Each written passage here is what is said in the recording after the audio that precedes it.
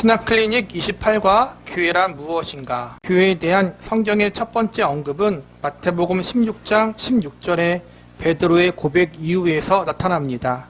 18절에 너는 베드로라 내가 이 반석 위에 내 교회를 세우리니 라는 이 구절은 천주교와 개신교 간에 아주 심각한 논쟁거리입니다. 천주교는 이 구절을 베드로 사도의 우위권을 인정하는 교황권의 근거가 되는 말씀으로 봅니다만 개신교에서는 그렇게 보지 않습니다. 이 반석 위에 내 교회를 세우리라. 이 말씀에서 이는 베드로를 지칭하는 것이 아니라 베드로의 신앙 고백을 지칭하는 것입니다. 그러면 왜 이렇게 해석해야 하는가를 먼저 살펴보기로 합시다. 너는 베드로라 내가 이 반석 위에 내 교회를 세우리니. 마태복음 16장 18절 9절이 천주교에서는 베드로가 교회의 반석이에요. 그렇게 해석하는 거예요. 그래서 베드로가 일대 교황이 돼서 교황이 이 땅에 있는 교회의 반석이 되는 거예요. 교황이 예수님의 대리자가 될 수 있는 거예요. 그렇게 천주교는 가는 거고 우리는 너는 베드로라 내가 이 반석 위에 내 교회를 세우리니. 여기서 반석을 베드로가 아니라 베드로가 했던 신앙 고백, 예수님이 하나님의 아들이고 그리스도시다. 이 신앙 고백이 교회의 근본이 된다는 거예요. 하나님의 백성으로서의 교회. 먼저 기억할 것은 신약 성경에서의 교회라는 명칭은 하나님의 백성을 총칭하는 이름이라는 것입니다. 하나님의 자녀를 일컬어 교회라고 부릅니다. 일반적으로 건물, 모임, 단체 또는 어떤 회중의 의미로 교회를 생각하게 되지만 성경이 말씀하는 교회라는 이름은 하나님의 백성, 하나님의 성도라는 뜻입니다. 신약의 여러 서신서, 서두에서 교회라는 표현과 성도라는 표현을 구분 없이 쓰고 있는 것을 볼 수 있을 것입니다. 즉 예수 믿는 자들이 바로 교회라는 말입니다. 히브리서 12장, 13장에 천국에 올라온 자들과 하늘나라의 백성들에 대한 표현은 다 병행 어구들입니다. 이러한 구절들에 비추어 교회라는 말이 갖는 뜻을 잘 정의해야 합니다. 여러분 개인이 교회이고 모두가 교회라는 것입니다.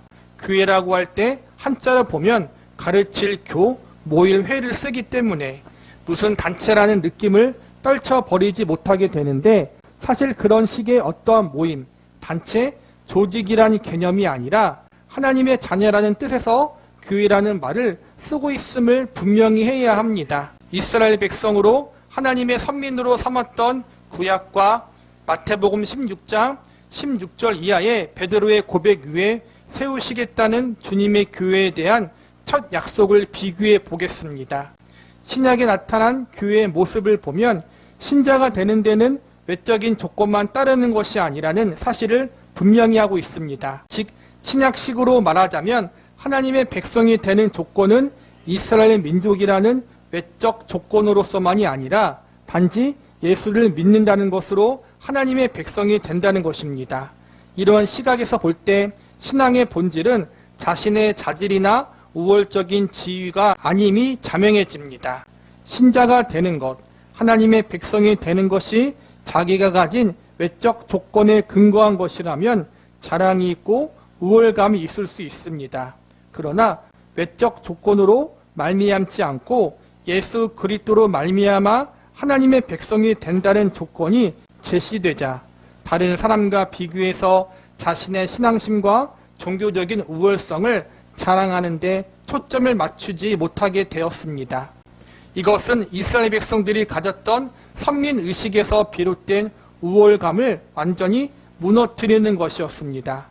저 이방 사람들과는 다르다는 것이 구약시대 이스라엘 백성들이 가졌던 구별된 자존심이었다면 신약시대에 있어서 신자들의 구별은 나는 이제 죄를 싫어합니다.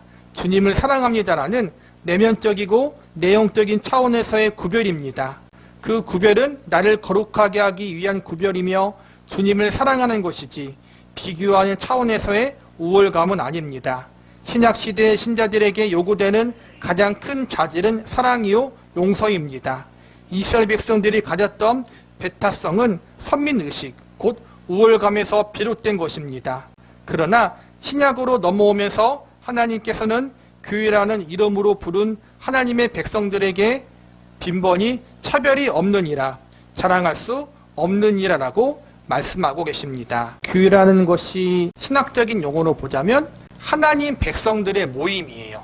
성도들의 모임이 교회예요. 개인적으로 적용해 보자면 저와 여러분이 교회라는 거예요. 신약 성경에서 하나님 백성들, 성도 이렇게만 쓰면 되는데 교회라는 말을 자주 쓰고 교회라는 말을 더 강조해요. 왜 그러냐 하면은 하나님 백성인 저와 여러분은 혼자 부름받은 존재들이 아니라 함께 부름받았기 때문에 그런 거예요.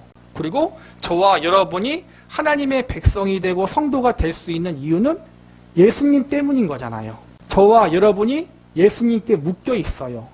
저와 여러분이 예수님 안에 있고 저와 여러분 안에 예수님이 있어요. 예수님이 우리의 머리이고 우리는 예수님의 지체예요. 즉 예수님 때문에 하나님의 백성이 되고 예수님 때문에 성도가 되었고 우리와 예수님은 서로 묶여 있다. 이런 의미에서 우리가 교회라고 또 할 수 있다는 거예요. 저와 여러분에게 조건이 있어서가 아니에요. 저와 여러분이 어떠한 것을 잘했기 때문에 혹은 부모님이 교회를 다녔기 때문에 내가 하나님의 자녀와 백성, 성도가 될 수 있는 게 아니라는 거예요. 전적으로 하나님의 은혜고 예수님의 대속의 공로로 말미암은 것이기 때문에 우리가 우리의 구원에 대해서 우리의 신분에 대해서 자랑할 수 없다라는 거예요. 나 스스로를 자랑할 수 없다. 구약의 이스라엘 백성들은 자기가 하나님의 백성, 선민이었다라는 조건을 뭘로 찾았어요? 자기의 핏줄. 나는 아브라함의 자손이다. 혹은 율법을 행하고 지키는 것. 대표적으로 할례를 행하는 것. 그것이 조건이 되었다라는 거예요. 그게 자랑이었다라는 거예요. 그들에게 있어서. 그런데 신약시대에 들어서 이제는 예수님이 그 조건이 구원의 조건이 아니라 예수님을 믿는 믿음이 조건이 되는 것. 예수님으로 말미암아 하나님의 자녀와 백성이 될 수 있었기 때문에 우리는 우리 자신의 그 어떠한 것을 자랑할 수 없고 오직 예수님의 십자가만 자랑할 수 있게 되었다. 이게 성도의 신분의 정체고 교회의 정체라는 거예요.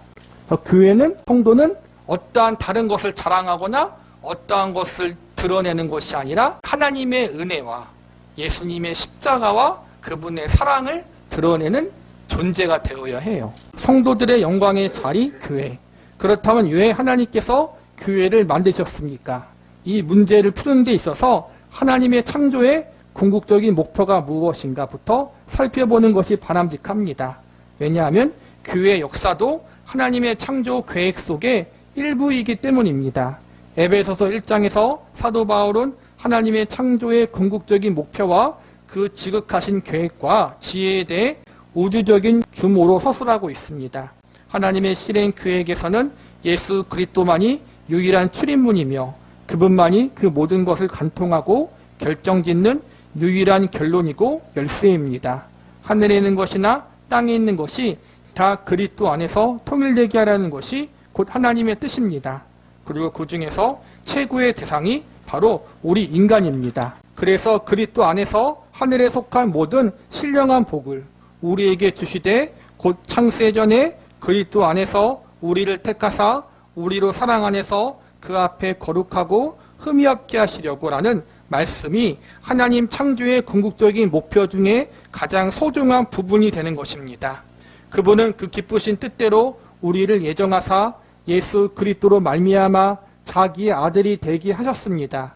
이는 그가 사랑하시는 자 안에서 우리에게 거저주시는 바 그 은혜의 영광을 찬송하게 하려는 것입니다. 즉 하나님의 계획 중 최고의 것은 우리를 영광되게 하는 것입니다. 우리가 거룩하고 흠이 없게 되는 것은 하나님께서 간절히 바라는 바입니다. 이렇게 하나님께서 온 우주 만물을 예수 그리스도 안에서 통일되게 하기 위해 예수 그리스도를 온 우주 만물의 권세자로 주관자로 삼으셨고 더욱이 우리에게 주관자 정도가 아니라 더욱 밀접하게 그분을 머리로 하는 그 지체의 일부가 되게 하신 것입니다. 신자는 속과 신분의 차원에서만 이야기하자면 굳이 교회라는 명칭이 필요 없습니다. 하나님의 성도요 하나님의 백성이요 자녀라고만 해도 충분합니다. 그러나 하나님은 그분의 자녀들에게 영광의 자리, 온전하고 거룩하고 흠이 없는 자리에 이르기를 요구하고 계십니다. 또한 그 일을 다른 온 우주 만물을 새롭게 하시고 완성케 하시는 것과는 비교할 수 없는 영광의 자리로 계획하셨기 때문에 모든 신자는 혼자가 아니라 예수 그리스도와 함께 묶여 있는 것입니다. 그래서 그것을 교회라고 이름 지었습니다. 성경의 교회에게, 즉 하나님께서 하나님의 백성에게 요구하시고 의도하시는 것은 거룩하고 흠이 없게 영광스럽고 온전하게 하는 것입니다. 하늘에 있는 것이나 땅에 있는 모든 것을 다 그리스도 안에서 통일되게 하시며 우리도 그 안에서 완성될 것입니다. 온 우주가 그리스도 안에서 통일되게 하는 일이야말로 최고의 목표이기에 이 사역을 더욱더 놀랍게 감당하기 위한 방법이 바로 교회입니다. 우리에게 교회라는 이름을 쓴 것은 우리로 하나님께서 거하실 수 있는 성전이 되게 하고자 함이며 하나님과 예수 그리스도께서 하나 되심 같이 우리도 그 하나됨에 초대하고 계시기 때문입니다. 그 예수 그리스도를 머리로 하는 몸으로 우리를 부르셨다는 것입니다. 신분과 위치로 따지자면 하나님의 자녀나 성도라고 하는 것만으로 충분합니다. 그러나 하나님의 자녀요 성도라는 것이 우리가 생각하는 신분이나 운명보다 더 영광스러운 주인인가 하는 것을 우리에게 알게 하기 위해 하나님께서는 교회라는 명칭으로 우리를 부르고 계신 것입니다. 우리를 하나님의 백성과 성도요 그리스도인인 이렇게만 부를 수 있는데 교회라는 말을 신약에서 강조하는 이유는 우리로 하여금 예수님과 묶여 있다는 사실을 늘 인식하게 만들기 위해서라는 거예요. 예수님이 우리의 머리고 우리는 그분의 지체다. 예수님으로 말미암아 우리가 성령의 전이 되었다. 이런 식으로 어떻게 해서든지 예수님과 우리가 묶여 있다는 것을 성경은 계속 이야기하고 있다는 거예요. 예수님과 우리가 묶여 있다는 것을 가장 잘 표현하고 있는 것이 교회라는 단어고 교회라는 용어라는 거예요. 그리고 이 교회라는 용어를 쓴 것, 예수님과 우리가 묶여 있다는 것을 강조하는 이유는 예수님으로 말미암아 우리가 영광스럽게 완성될 것이라는 하나님의 계획을 알려주기 위해서라는 거예요. 지금은 아담과 하와 이후 죄로 말미암아 온 우주가 오염되었어요. 파괴되었어요. 그런데 예수님이 다시 오실 그날에 다시 새롭게 돼요. 우리도 마찬가지예요. 우리의 완성도 결국에는 예수님으로 말미암아 이루어지게 된다는 거예요.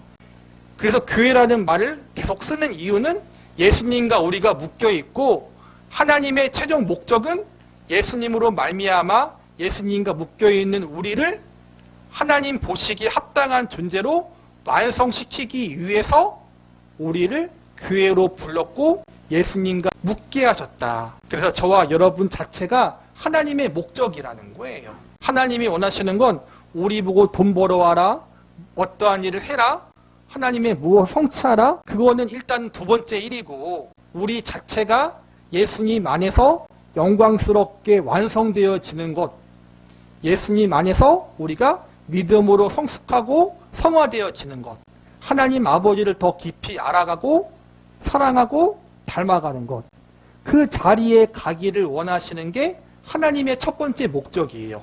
그 목적을 알려주는 게 교회라는 용어라는 거예요. 교회라는 용어. 내가 내 아들 예수의 생명을 너희를 위해서 주었다.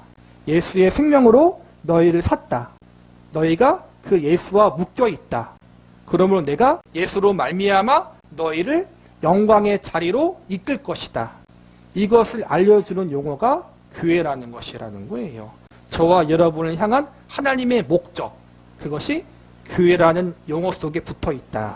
그리고 그 목적은 저와 여러분의 영광이고 예수님 안에서의 완성이다. 성경의 목표는 무엇인가? 하나님께서 우리를 궁극적인 목표와 대상으로 삼으시고 우리의 영광, 곧 우리의 온전함을 요구하고 계신다면 신자의 본질과 신앙의 본질로서 우리가 목표로 해야 하는 것은 달라질 수밖에 없지 않겠습니까? 이런 차원에서 성경이 요구하는 신앙의 본질은 결국 무엇인가 하는 것으로 생각을 옮겨보려고 합니다. 마태복음 16장에서 예수님께서 최초 교회를 설립하시겠다는 말씀 뒤에 재미있는 이야기들이 계속 나옵니다. 왜 앞에는 천국에 관한 이야기와 교회를 세운다는 이야기가 있고 뒤에는 죽음에 관한 이야기가 있어야 합니까? 우리를 그분의 자녀로 만드시며 그분의 백성으로 삼는 이 일은 우리식으로 말하자면 예수를 믿는 신앙 고백, 즉 내용적으로 예수님께서 우리 죄를 씻으시며 우리를 죄악에서 구출하사 하나님의 자녀가 되게 하신 예수님의 대속적 죽음을 근거로 해서 가능합니다. 그러나 바로 이 일에 베드로는 실패합니다. 베드로가 예수를 붙들고 항변하여 이르되 주여 그리 마옵소서 이 일이 결코 주께 미치지 아니하리이다. 아직까지도 베드로는 예수님께서 죽으심으로 말미암아 우리 인류를 죄의 권세에서 해방하여 하나님의 자녀가 되게 하신다는 사실을 깨닫지 못하고 있는 것입니다. 주를 위해서 우리가 무언가 할 일이 있다는 생각에서 벗어나지 못하고 있습니다. 이런 생각은 많은 신자들이 지금껏 실패하는 이유 중 하나입니다. 신앙이란 것이 주를 위해 무언가를 하는 것이냐 아니면 우리에 관한 문제나, 이것은 끊임없이 일어나는 교회론의 큰 질문거리입니다. 베드로 자신도 그렇습니다. 베드로는 그가 주를 위해서 할 일이 있을 뿐 그 자신의 무언가가 씻겨 나가야 한다고는 생각지 않습니다. 그는 이미 주를 따르는 제자이기 때문에 이제 제자된 자의 도리로서 자신이 스승을 위해서 무언가 할 일이 있다고 생각합니다. 스승이 나에게 무언가 해줄 일이 있으리라고는 기대하지 않습니다. 거룩하고 흠이 없고 영광된 자리로 우리를 부르신 부름이라는 데에 대한 상상이 없는 것입니다. 이것이 베드로로 하여금 이 일이 결코 주께 미치지 아니하리이다라는 고백을 하겠습니다. 이 말은 내가 나서서라도 예수님께 그런 일이 일어나지 않도록 하겠습니다라는 뜻이 포함되어 있습니다. 그랬더니 예수님께서는 사탄아 내 뒤로 물러가라. 나는 너를 넘어지게 하는 자로다. 내가 하나님의 일을 생각하지 아니하고 도리어 사람의 일을 생각하는도다 라고 공박하셨습니다. 이런 의미에서 성경이 말하는 신자의 본질은 뜻밖에도 우리에게 무엇을 하라는 것이 아닙니다. 어떤 변화를 가지라는 것입니다. 신앙은 행함에 관한 문제가 아니라 됨에 관한 문제입니다. 이것을 좀 더 분명히 하기 위해 마태복음 7장을 보겠습니다. 이 장에서 예수님은 반석 위에 지은 집과 모래 위에 지은 집을 애월어 들고 계십니다. 일반적으로 생각하는 것처럼 이것이 말씀을 듣고 실천한 자와 실천하지 않은 자의 비유라면 기초를 대조할 것이 아니라 집을 대조해서 한 사람은 집을 짓고 한 사람은 집을 짓지 않았다고 이야기해야 합니다. 그러나 성경은 실천에 관한 문제가 아니라 그 실천이 무엇을 근거로 한 것인가를 꼬집고 있습니다. 그래서 반석 위에 지은 집과 모래 위에 지은 집의 기초를 비교하고 있습니다. 홍수가 났을 때 집이 무너지는 이유는 부실한 기초 때문입니다. 홍수가 나도 집이 무너지지 않은 이유는 그 집의 기초가 반석이기 때문입니다. 즉 이 비유는 그 행함이 하나님의 뜻을 기초로 하고 있는 자와 자신의 뜻에 근거로 하고 있는 자를 비교하는 것입니다. 주님의 요구는 하나밖에 없습니다.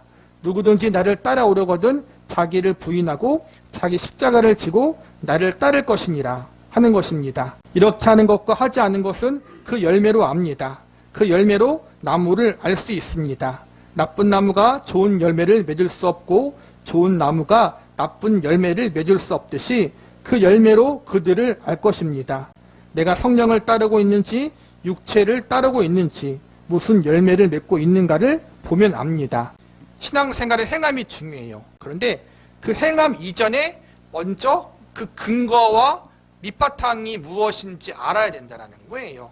가장 좋은 예가 반석 위에 지은 집, 모래 위에 지은 집의 이야기인데 행함을 강조했다라면은 어떤 사람은 집을 지었고 어떤 사람은 집을 안 지었다. 이렇게 나와야 하는데 이 비유에서는 두 사람이 모두 똑같이 집을 지었어요. 똑같이 행했다라는 거예요.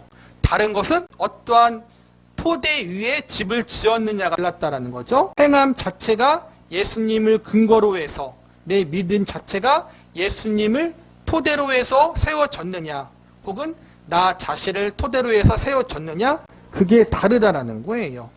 저와 여러분의 행함 자체가 필요 없다는 것이 아니라, 열심 자체가 필요 없다는 것이 아니라, 일단은 우리가 누구 위에 누구를 근거로 해서 믿음 생활을 하고 신앙 생활을 하고 있는가를 잘 살펴보자라는 거예요.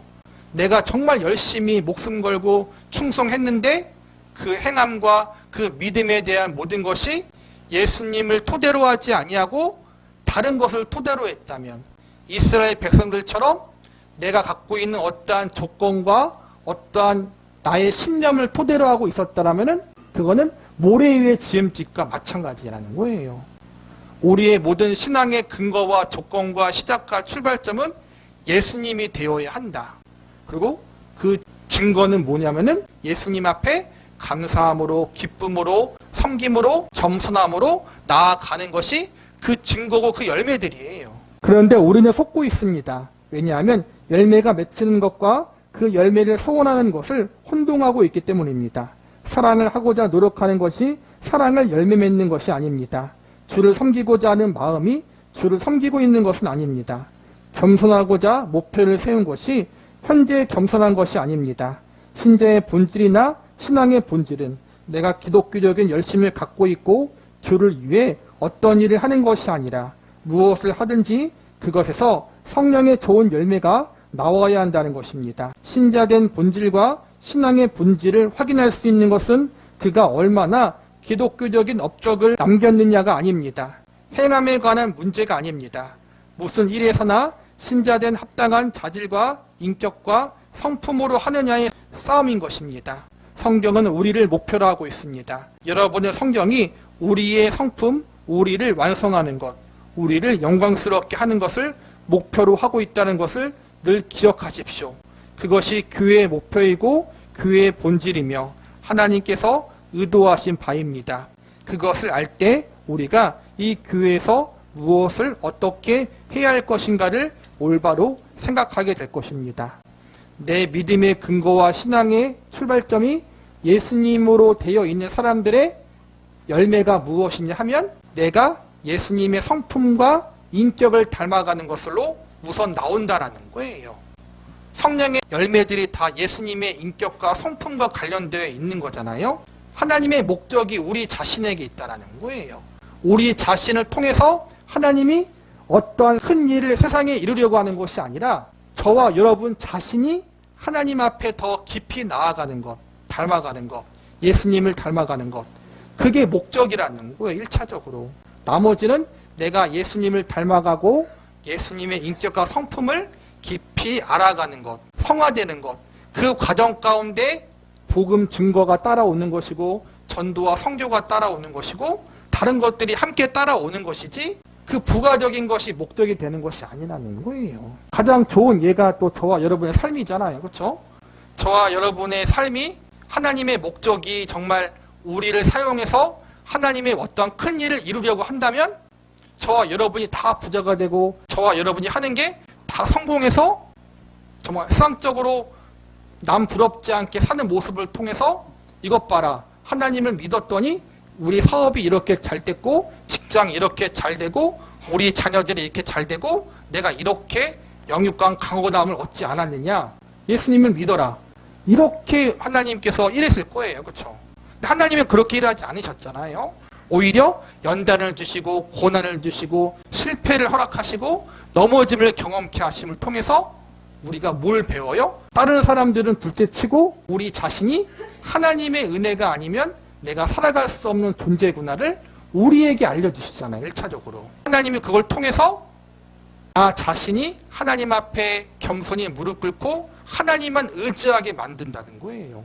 그래서 하나님의 목적은 다른 것에 있는 것이 아니라 1차적으로 저와 여러분 자신에게 있다.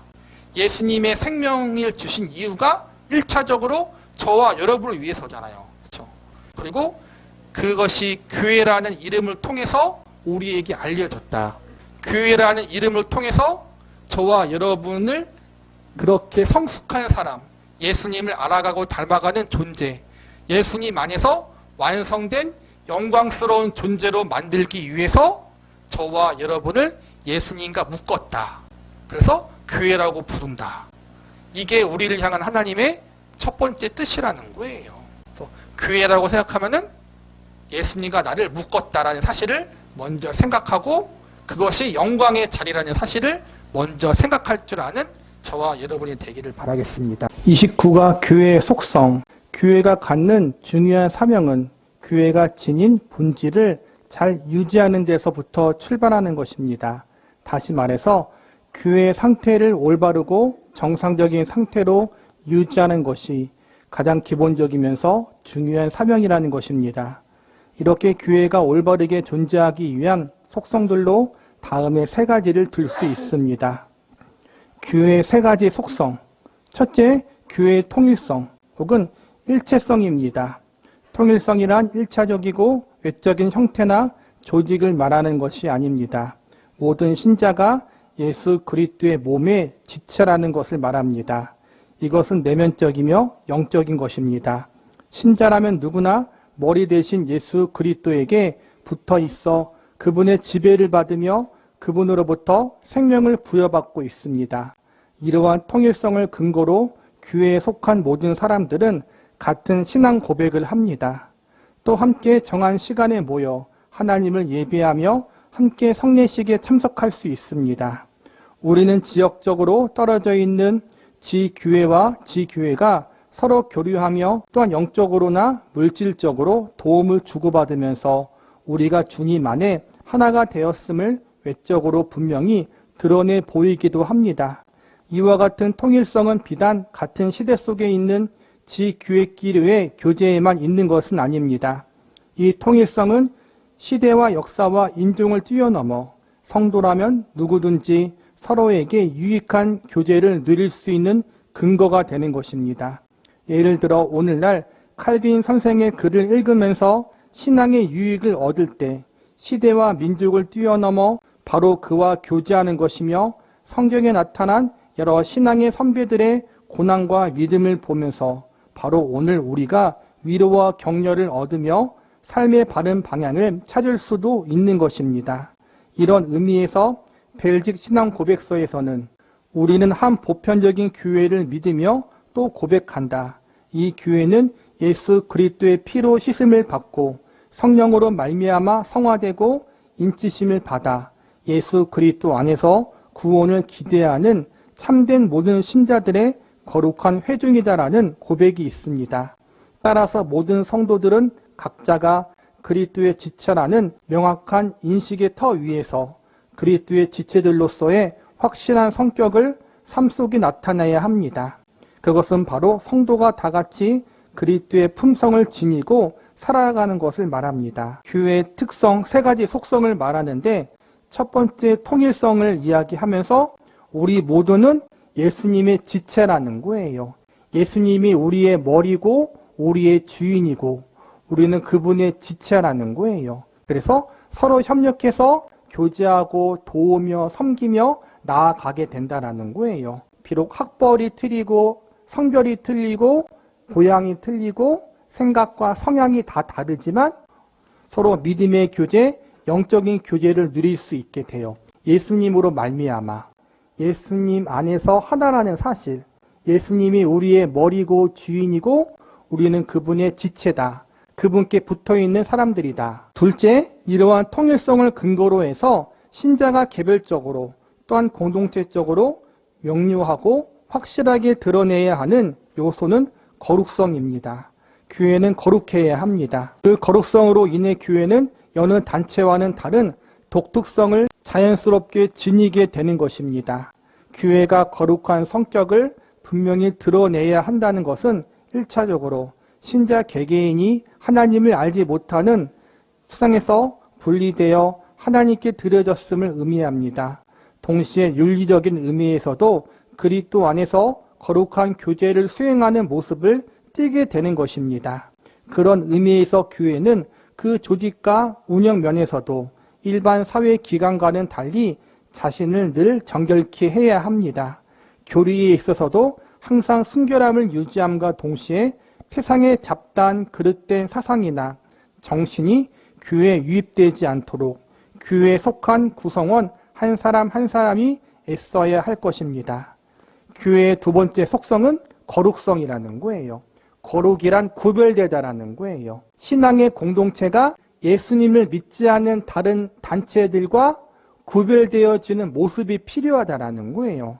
제일 첫 번째로는 윤리적인 모습, 도덕적인 모습이 예수님을 믿지 않는 단체와 당연히 달라야 하고, 동시에 예수님을 믿는 신학적인 교리에 대해서도 다른 종교, 다른 세상의 것과 혼합되지 않도록 순수성을 유지해야 돼요. 우리 믿는 신앙의 공동체는 다른 세상의 공동체와 다르다. 예수님을 믿는다는 믿음도 다르고 예수님을 믿기 때문에 세상에서 더욱더 깨끗하고 거룩하고 순수하게 우리가 유지되는 공동체가 되어야 한다. 하나님 앞에 거룩하게 세상에서 빛과 소금이 되어야 한다. 이러한 거룩성이 존재하는 교회가 되어야 한다는 거예요. 셋째, 교회의 보편성입니다. 그리스도를 머리로 하는 교회는 모든 시대에 모든 신자들을 다 포함하기 때문에 교회만이 온 세계적으로 회원들을 가지며 그 회원들의 삶의 모든 방면에서 지배적인 영향력을 행사할 수 있는 것입니다.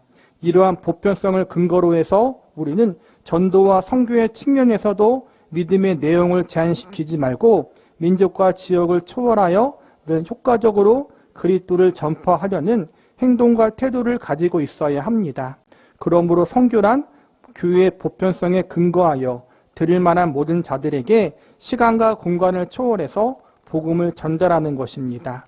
이러한 통일성과 거룩성 그리고 보편성이라는 교회의 기본적인 속성들을 잘 드러내는 교회가 힘있고 튼튼하게 자라나게 될 것입니다. 교회의 보편성이란 지역적인 교회, 섬김의 교회 혹은 다른 지역에 있는 교회만을 의미하는 것이 아니라 지역과 공간과 민족을 초월해서 예수님을 참되게 믿는 모든 성도들을 교회라고 할 수 있다는 거예요.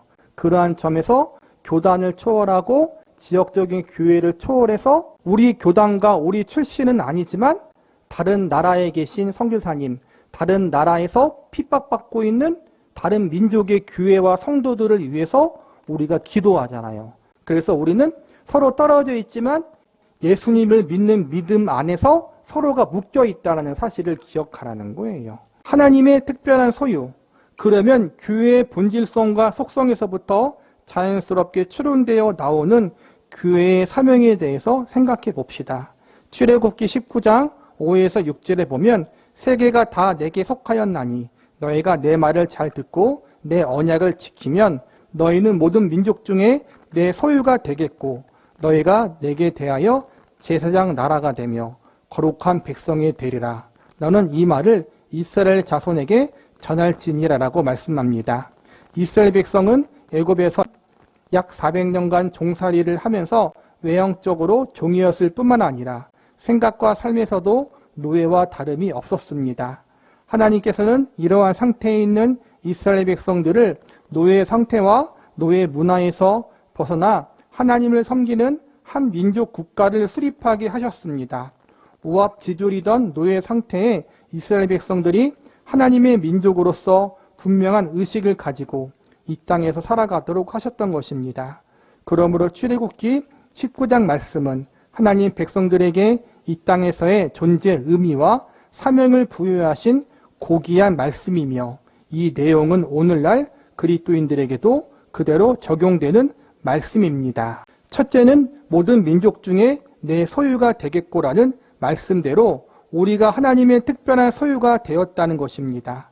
여기서 말씀하는 하나님의 소유라는 의미는 누구에게 속해 있다는 단순한 차원의 소유가 아닙니다. 하나님께서 특별히 아끼시는 보물로서 적극적인 가치를 부여하겠다는 말씀입니다. 분명히 세계가 다 내게 속하였다고 하시면서 이스라엘은 특별히 내 소유라고 말씀하고 있습니다. 주머니 속에 있는 모든 것이 다 내 거라고 해도 그 중에서 특별히 사랑하여 애지중지하는 보물이 따로 있습니다. 그리고 세상 사람들이 어떻게 평가하든 하나님은 자기 백성을 하나님의 보물로 여겨주신다는 것입니다. 바로 이것이 우리 삶의 존재 가치이며 우리의 존재 의미임을 알아서 말씀에 근거한 자기 가치를 바로 확인해야겠습니다. 우리가 교회로서 성도로서 가지고 있어야 할 사명, 특별한 의식이 무엇이냐 하면 첫 번째는 우리는 하나님의 특별한 소유고 특별한 백성들이다라는 것을 알아야 된다는 거예요. 하나님이 온 우주의 주인이세요. 온 우주의 창조주예요. 그러므로 세상의 모든 것은 하나님의 거예요. 믿는 우리도 하나님의 거고 믿지 않는 사람들도 사실은 하나님의 거예요. 하나님이 창조주니까. 그러나 그 중에서 하나님이 특별히 예수님으로 말미암아 구원받은 주의 성도들을 더 특별하게 생각하시고 더 특별하게 사랑하신다는 거예요. 그게 우리의 존재라는 거예요. 저와 여러분은 예수님 안에서 하나님께 택함받은 더 특별한 존재들이다라는 의식을 반드시 가지고 있어야 된다는 거예요. 근데 이 특별함의 의식이 교만 의식이 아니라 감사 의식이 되어야 되고 하나님을 향한 겸손한 마음이 되어야 해요. 이스라엘 백성들은 나는 하나님께 선택받은 특별한 백성이라는 선민 의식을 가졌는데 그 의식이 교만한 의식으로 바뀌었어요. 나는 하나님께 선택받은 특별한 존재고 저 이방인들은 선택받지 못한 짐승 같은 존재들이다. 상종 못할 인간들이다. 그런 식으로 잘못되게 특별 의식을 변질시켜 버렸다는 거예요. 우리는 그렇게 생각하면 안 돼요. 우리는 하나님께 선택받은 특별한 백성이기 때문에 하나님께 더 겸손하고 감사하게 나가야 하고 세상에서 빛과 소금으로 살아야 한다라는 그러한 의식을 갖는 것이 옳다. 둘째, 하나님에 대해 제사장 나라가 된다고 말씀하십니다. 이제까지는 너희가 노예의 삶으로 세상에 아무런 기여도 못하고 살았지만 지금부터 참다운 가치를 온 세계 앞에 발휘할 것이라고 하십니다. 이러한 삶의 특성을 지닌 백성을 한마디로 제사장 나라라고 명명하셨던 것입니다. 이스라엘에서 제사장의 위치는 매우 견고합니다. 제사장이 없으면 이스라엘은 존재할 수도 없습니다. 제사장의 중요한 임무는 이스라엘 백성들의 죄를 하나님 앞에 가져가 용서함을 받아 하나님의 심판에서 벗어나게 함과 동시에 하나님께로부터 오는 축복을 이스라엘 백성들에게 전달해 주는 것입니다. 구약시대의 제사장이 이스라엘 백성에게 이런 역할을 했듯이 하나님의 백성은 온 세상 사람들에 대해서 제사장 역할을 하는 위치에 서서 살아가야 합니다. 온 세상 사람들에게 죄에 대한 하나님의 심판은 하나님의 백성이 있기에 지연되고 있습니다. 하나님께서는 하나님의 백성들의 삶을 온 세상 사람들에게 유익을 끼치는, 즉 하나님의 복을 전달하는 통로가 되게 사용하십니다. 이스라엘이 단순한 일개 민족과는 달리 독특한 성격을 지닌 나라였던 것 같이 신자들의 삶도 이 땅에서 없어서는 안 될 중요한 의미와 위치를 차지합니다. 하나님의 백성들의 사명, 제사장이라는 거예요. 제사장은 대표성을 갖고 있어요. 하나님의 백성으로서 믿지 않는 사람들 앞에서 우리가 하나님을 드러내는 삶을 사는 거란 말이에요. 그리고 하나님을 알려주고 하나님을 증거하는 삶. 믿지 않는 사람들이 우리 때문에 하나님이 어떠한 분이신지 예수님이 어떠한 분이신지 알게 하는 역할을 한다는 거예요. 우리가 죄인이기 때문에 하나님과 예수님이 필요하다. 예수님을 믿음으로 통해서 우리가 구원받을 수 있다. 하나님과 예수님이 우리의 구원의 근거고 축복의 근원이시다. 이 사실을 믿지 않는 세상 사람들에게 증거하고 전달하는 역할을 우리가 감당한다는 거예요. 셋째로 하나님의 백성은 거룩한 나라, 거룩한 백성이 된다는 것입니다. 하나님을 섬기며 사는 백성들의 도덕적, 성격 및 위치는 상과 구별되는 것으로 큰 의의와 가치를 지닙니다. 이러한 삶의 목적은 상과는 다른 성결하고 깨끗한 모습을 지니는 것일 수밖에 없습니다. 이렇듯 하나님께서 이스라엘 백성들에게 주신 사명은 고귀한 가치를 지니며 세계사적으로 독특한 위치를 점유하고 있습니다. 하나님께서는 이와 동일한 내용의 말씀을 오늘날 신자들에게도 동일하게 말씀하고 계심으로써 교회가 이스라엘의 진정한 계승자인 새 이스라엘로 살아가도록 하셨습니다. 이스라엘 백성들이 이런 고귀한 사명을 받았지만 실제로 생활에서 그에 합당한 모습을 이루지 못하고 실패했던 것에 비추어 오늘날 그리스도인들도 자신의 삶을 반성해 보아야 합니다. 이스라엘 백성들의 실패의 원인은 다름 아닌 하나님 말씀에 대한 불순종이었습니다. 이스라엘 백성들에게 이러한 사명을 주시면서 전제 조건으로 하셨던 말씀인 세계가 다 내게 속하였나니 너희가 내 말을 잘 듣고 내 언약을 지키면 너희는 모든 민족 중에 내 소유가 되겠다고 라는 말씀을 제대로 지키지 못했기 때문에 그들의 삶은 가나안 백성들의 모습과 별 차이가 없는 상태로 전락하고 말았던 것입니다. 오늘날 그리스도인들이 세상 사람들과 삶과 구별됨 없이 살아가고 있는 원인이 무엇인지, 또한 무엇을 삶의 목표로 삼고 있는지를 놓고 참으로 깊은 반성이 있어야 할 것입니다. 하나님의 백성들은, 교회는 거룩히 구별되어야 한다는 거예요. 삶의 모습과 가치관, 말과 행동에 대해서 믿지 않는 자들과 달라야 한다는 거예요.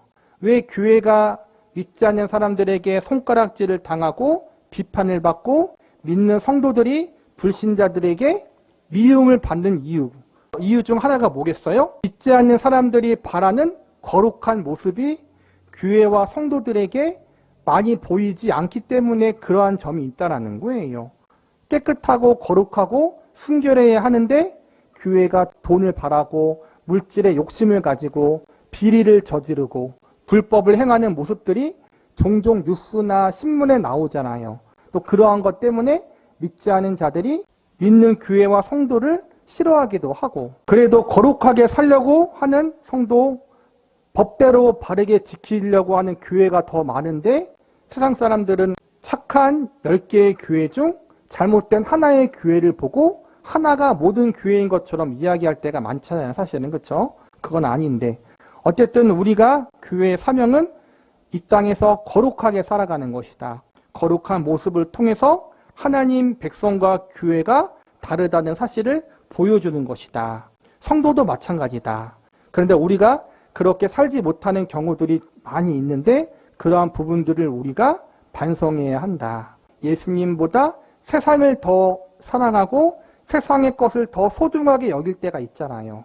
그러한 모습이 우리에게 있을 때 우리는 교회와 성도로서의 거룩성을 잃어버리게 되고 선한 영향력을 잃어버리게 되는 거예요.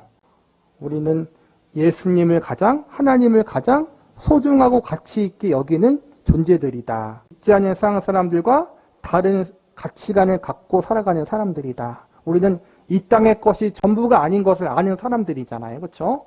천국을 소망하는 사람들이고 지금 이 순간 하나님과 함께하는 사람들이잖아요. 그러한 점에서 믿지 않는 세상과 달라야 된다. 이것이 거룩성이고 거룩함이다. 교회는 이처럼 일반적인 단체, 일반적인 조직과 다른 조직이고 다른 단체다. 하나님을 섬기고 하나님을 예배하기 위한 그러한 거룩한 신앙의 공동체라는 사실을 우리가 잊지 말아야 해요. 삼식과 훈련의 원리. 교회에서 요구되는 첫 번째 훈련은 무엇입니까? 본문의 말씀에 보면 맨 처음 해야 할 것은 하나됨을 지키라는 것이라고 합니다. 분리를 막아야 한다는 것입니다. 이단과의 갈라섬이나 신앙 문제에서 어떤 주의나 주장이 서로 달라서 갈라지는 등 선한 의미에서의 갈라섬은 괜찮습니다. 그것은 오히려 경쟁심을 유발하고 선의의 경쟁을 도모하여 서로가 서로의 장점을 키우는 유익이 있다고 생각합니다. 그런데 하나됨을 지킨다는 것에는 무엇이 내포되어 있습니까? 우리가 하나 되는 것은 무엇으로 가능합니까? 신앙 고백 한 가지로만 가능합니다. 그 고백은 예수 그리스도를 주라 시인하며 그분이 우리를 동일한 조건에서 불러내신 것과 그분이 우리를 간섭하시며 용납하시며 동일한 목적지로 우리를 인도하고 계시며 또한 우리 모두가 동일한 은혜를 입었다는 것을 믿는 것입니다. 물론 이 과정에서도 진도의 차이가 있을 수 있습니다. 진도의 차이 때문에 어떤 경우는 낙제점을 받을 수도 있습니다. 그러나 그 모든 것은 우리 모두가 부족한 자리에서 그리스도의 은혜로 이 자리에 왔다는 것과 걸어가는 이 길에서도 우리가 늘 실족할 수 있다는 것, 그리고 그럼에도 주님의 은혜와 성령의 간섭하심이 우리를 목적지까지 데려가시고야 말 것이라는 그 믿음으로 용납됩니다. 이런 차원에서 우리는 하나입니다. 말씀에도 나와 있듯이 우리는 성령이 하나 되게 하심을 지킬 줄 모릅니다.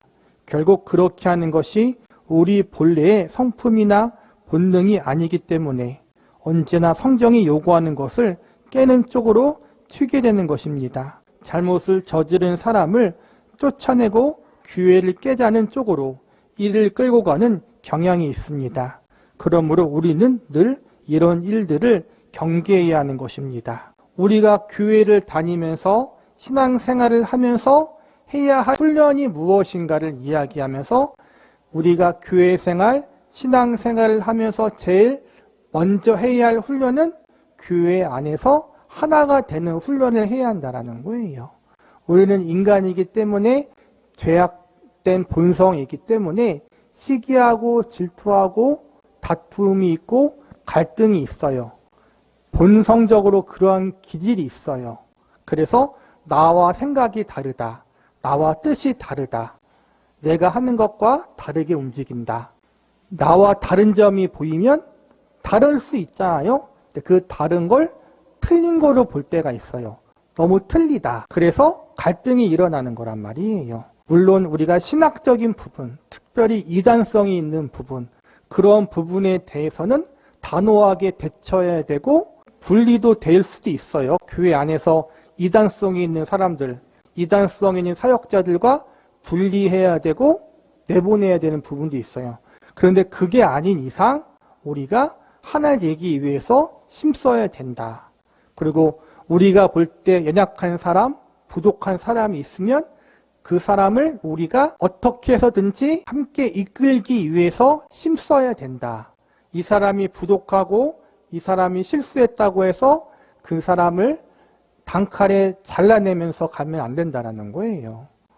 서로 이해하고 품고 가야지 너 이거 잘못했으니까 너 이제 끝이야. 이런 식으로 하면 안 된다는 거예요. 우리가 교회에서 받아야 할 훈련이 바로 이거라는 거예요. 섬길 수 있는 훈련, 용납할 수 있는 훈련, 하나가 되는 훈련. 이 훈련은 우리가 받아야 된다는 거예요. 나는 갈라서기 하는 자인가? 교회 안에서 문제가 생기면 언제나 꼭 깨질 거라고 이야기합니다. 나 교회 떠날 거야 라고 이야기함으로써 남을 부추깁니다. 항상 교회를 깨닫는 쪽으로 이야기가 흘러간다는 것은 어느 때나 나쁜 것입니다. 그것은 성경이 요구하고 있는 훈련을 무시하고 처음부터 잘못 가고 있는 것입니다. 누가 이랬대, 누가 저랬대 하는 이야기를 할 때에도 그것을 우리의 죄에 대한 연약함, 우리의 신실하지 못함에 대한 경고로 쓰고 있는지 아니면 자꾸 그렇게 이야기해서 교회가 혼란에 빠지고 교회가 붕괴되는 것을 보려고 그런 것인지 자신을 늘 점검해 보아야 합니다. 이것이 큰 훈련입니다. 이 점이 신자가 훈련 받아야 할 첫 번째 일이라는 것은 뒤집어 이야기하면 교회는 언제나 깨질 수 있는 요소가 있는 쪽으로 존속되고 있다는 것을 말합니다. 교회가 완벽해서 그 교회에만 가면 다른 것은 생각할 것도 없고 늘 편안하고 마음이 시원할 것이라고 연상하는 것은 얼마나 넌센스입니까? 그런 교회는 없습니다. 만약 여러분이 그렇게 생각한다면 우리가 교회로 부름받은 의미, 우리가 완성해야 할 최고의 훈련과 책임이 무엇인지를 놓치고 있는 것입니다. 자녀가 0점 시험지 답안지를 받았다고 해서 그날로 자녀를 죽여버리는 부모는 없습니다. 화는 날 것입니다. 그러나 결국 100점을 맞도록 만들어내는 것이 책임이지 시험 점수가 60점 이하면 무조건 손가락 하나씩 자르겠다고 한다면 어디 그 손가락이 나만 하겠습니까? 하나님께서 우리에게 의도하시는 것은 기회로 말미암아 우리를 온전케 하는 것이지 우리를 자르려는 것은 아닙니다. 하나님께서는 지금 심판의 칼을 들고 교회 안에 들어와 계신 것이 아닙니다. 우리 모두는 서로 유익이 되며 남에게 본이 되도록 이 자리에 부름받고 있습니다. 바로 이런 신자 상호 간의 책임이 성경에서 가장 강조되고 있는 일입니다. 즉 주님 안에 있는 신자의 본질이 서로 간의 관계로 책임지어지고 또 증거되기를 요구받는 것입니다. 그것이 하나님께서 우리를 온전케 하기 위해 요구하시는 훈련의 실제적인 일들입니다. 또한 이러한 관계에서 드러나는 아름다운 모습이 하나님께서 불신자에게 보여주시려는 신자의 영광된 본질입니다. 어떤 일을 영적으로 행하는 것이 본질이 아닙니다. 사람과 사람 사이에 있는 아름다운 관계가 신자된 가장 영광스러운 본질로 증거되어야 하는 것입니다. 그러므로 인간이 갖는 커다란 죄성의 모습 가운데 하나는 모든 인간 사이에서 적대감이 존재한다는 것입니다. 하나님께 대한 적대감, 즉 하나님을 등지는 것은 결과적으로 모든 인간과의 불화를 초래합니다. 가장 신자다운 모습은 하나님과 화목하는 것이요 이웃과 화목하는 것입니다. 하나님께서 우리를 교회라는 이름으로 교회라는 기관으로 부르사 우리를 서로 자라게 하고 계시다는 것을 알아야 합니다. 내가 상대방을 물면 그것은 결국 나를 무는 것입니다. 내가 손해를 봅니다. 교회가 나타내야 하는 가장 큰 사명이요 특권이며 우리의 훈련이요 자랑이라면 단언 사랑하는 것이고 서로 위하는 것이고 서로 섬기는 것입니다. 그 안에서 우리가 자라갈 것입니다. 그것이 우리의 유익일 뿐만 아니라 그때 그 모습으로 그 원리와 자세로 하나님은 그분의 영광을 증언하고 계십니다. 이것이 신자로서의 특권이며 책임이며 신자가 갖는 신앙의 본질이라고 성경은 말씀합니다. 성령이 하나 되게 하신 것을 지키는 것, 서로 용납하는 것, 평안의 줄로 서로 굳게 묶이는 것, 서로 용서하며 위하며 키워주는 것이 신앙의 본질입니다. 어떤 경우에도 상대방을 물고 깔보고 갈라서려는 마음이 생기면 그것은 잘못된 것임을 알아 깨닫기 바랍니다. 교회 안에서 우리가 받아야 할 훈련이 여러 가지가 있겠지만 아까 말한 것처럼 하나 되기 위해서 훈련받아야 된다. 하나 되기 위해서 훈련 받으려면은 나 혼자서 해결될 게 아니에요. 다른 성도, 다른 사람과 부딪히는 일이 생기고 나와 마음에 들지 않는 것이 생기는데 그것을 어떻게든 내가 잘 극복하려고 노력하는 부분이 필요해요. 신앙의 선배들이 교회를 오래 다니는 사람들이 잘 섬기고 용납하고 품고 그런 일을 잘해야 된다는 거예요. 지혜롭게 잘해야 된다는 거죠. 어떠한 사람이 연약한 부분들이 보이면 훅닥훅닥 모여서 하지 말고 나 혼자 알고 기도하고 끝내라는 거예요. 이단적인 부분이 아니라면 어떤 성도로서 덕이 안 되는 걸 목격했어요. 어디에서. 그럴 때 혼자만 알고 끝나라는 거예요. 옆에서 이 사람 저 사람 막 험담하고 다니지 말고 상대방의 허물과 상처 그것을 드러내주는 것이 아니라 감춰주고 덮어줄 수 있는 그런 아량이 우리들에게 필요하다는 거예요. 교회는 갈라서고 다투고 갈등이 일어나는 곳이 아니라 덮어주고 품어주는 곳이에요. 이단적인 부분이 아니라면 하나 되기에 힘쓰고 특히 믿음의 선배들이 그 일을 잘 감당할 수 있는 사람이 되어야 해요. 사랑과 섬김으로 변화. 마태복음 16장에서 예수님이 교회를 세우시겠다고 선언한 이후부터 그분이 제자들에게 가르치신 교회의 핵심은 섬기는 일입니다. 이때부터 소자 하나를 대접하는 것과 크고자 하는 자가 왜 낮아져야만 하는지, 으뜸이 되고자 하는 자가 어떻게 섬겨야 하는지에 대한 원리를 주된 내용으로 가르치기 시작합니다. 왜 여기서 이 문제를 따지는가 하면 하나님의 자녀는 부름받은 자들에게 하나님이 만들어내시고 그 안에서 창조하시려고 하는 내용이 상적인 질서가 아닌 하늘나라의 질서와 체계 속에 들어온 하나님의 사람으로서의 변화이기 때문입니다. 그 변화는 도덕적으로 이야기하면 죄를 짓지 않는 것이고 더러운 데 빠져나오는 것이며 악한 곳에 빠져나오는 것이지만 좀 더 적극적으로 이야기하자면 섬김과 사랑입니다. 그리고 이러한 섬김과 사랑을 통하여 우리가 이 세상의 질서에 속하지 않는다는 것을 보여 모든 족속으로 제자를 삼게 하여 우리가 예수님의 제자인 것을 증언케 하시겠다는 것입니다. 요한복음 13장 34절에 보면 예수님께서 서로 사랑하라고 말씀합니다. 그런데 이 말씀 이전에 무슨 사건이 있었습니까? 예수님께서 최후 만찬을 하시고 제자들의 발을 씻기신 사건이었습니다.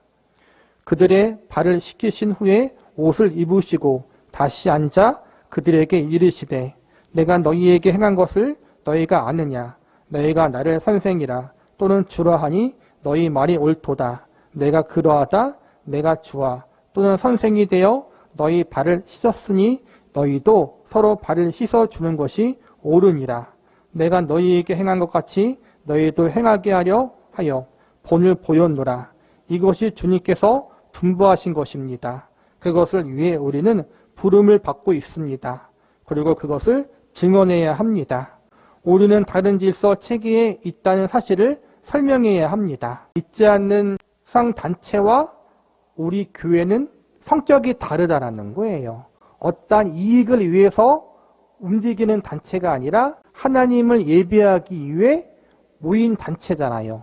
그렇기 때문에 사랑과 섬김의 원리로 운영되어지는 게 교회라는 거예요.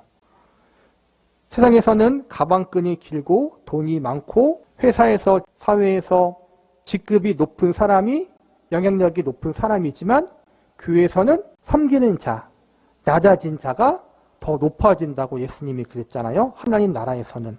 우리는 그래서 세상의 원리와 다르게 운영되는 곳, 낮아지고 섬기고 사랑하는 곳, 그곳이 바로 신앙의 공동체인 교회의 원리라는 거예요.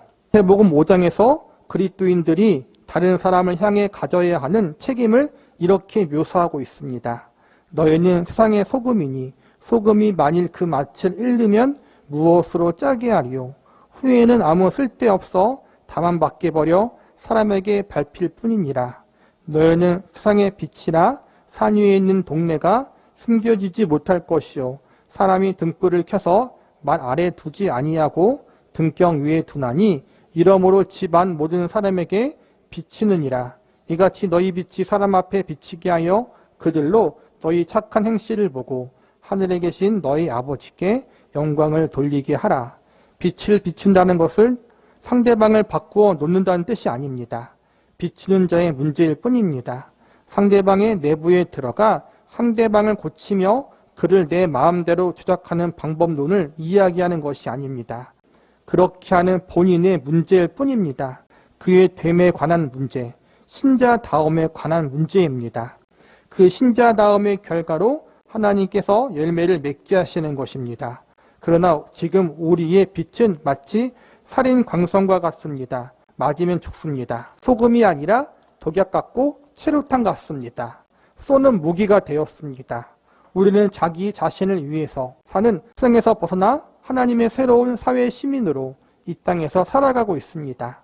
우리가 속된 나라의 질서는 윗사람이 아랫사람에게 명령하거나 자기 이익을 위해 그들을 주관하는 질서가 아닙니다.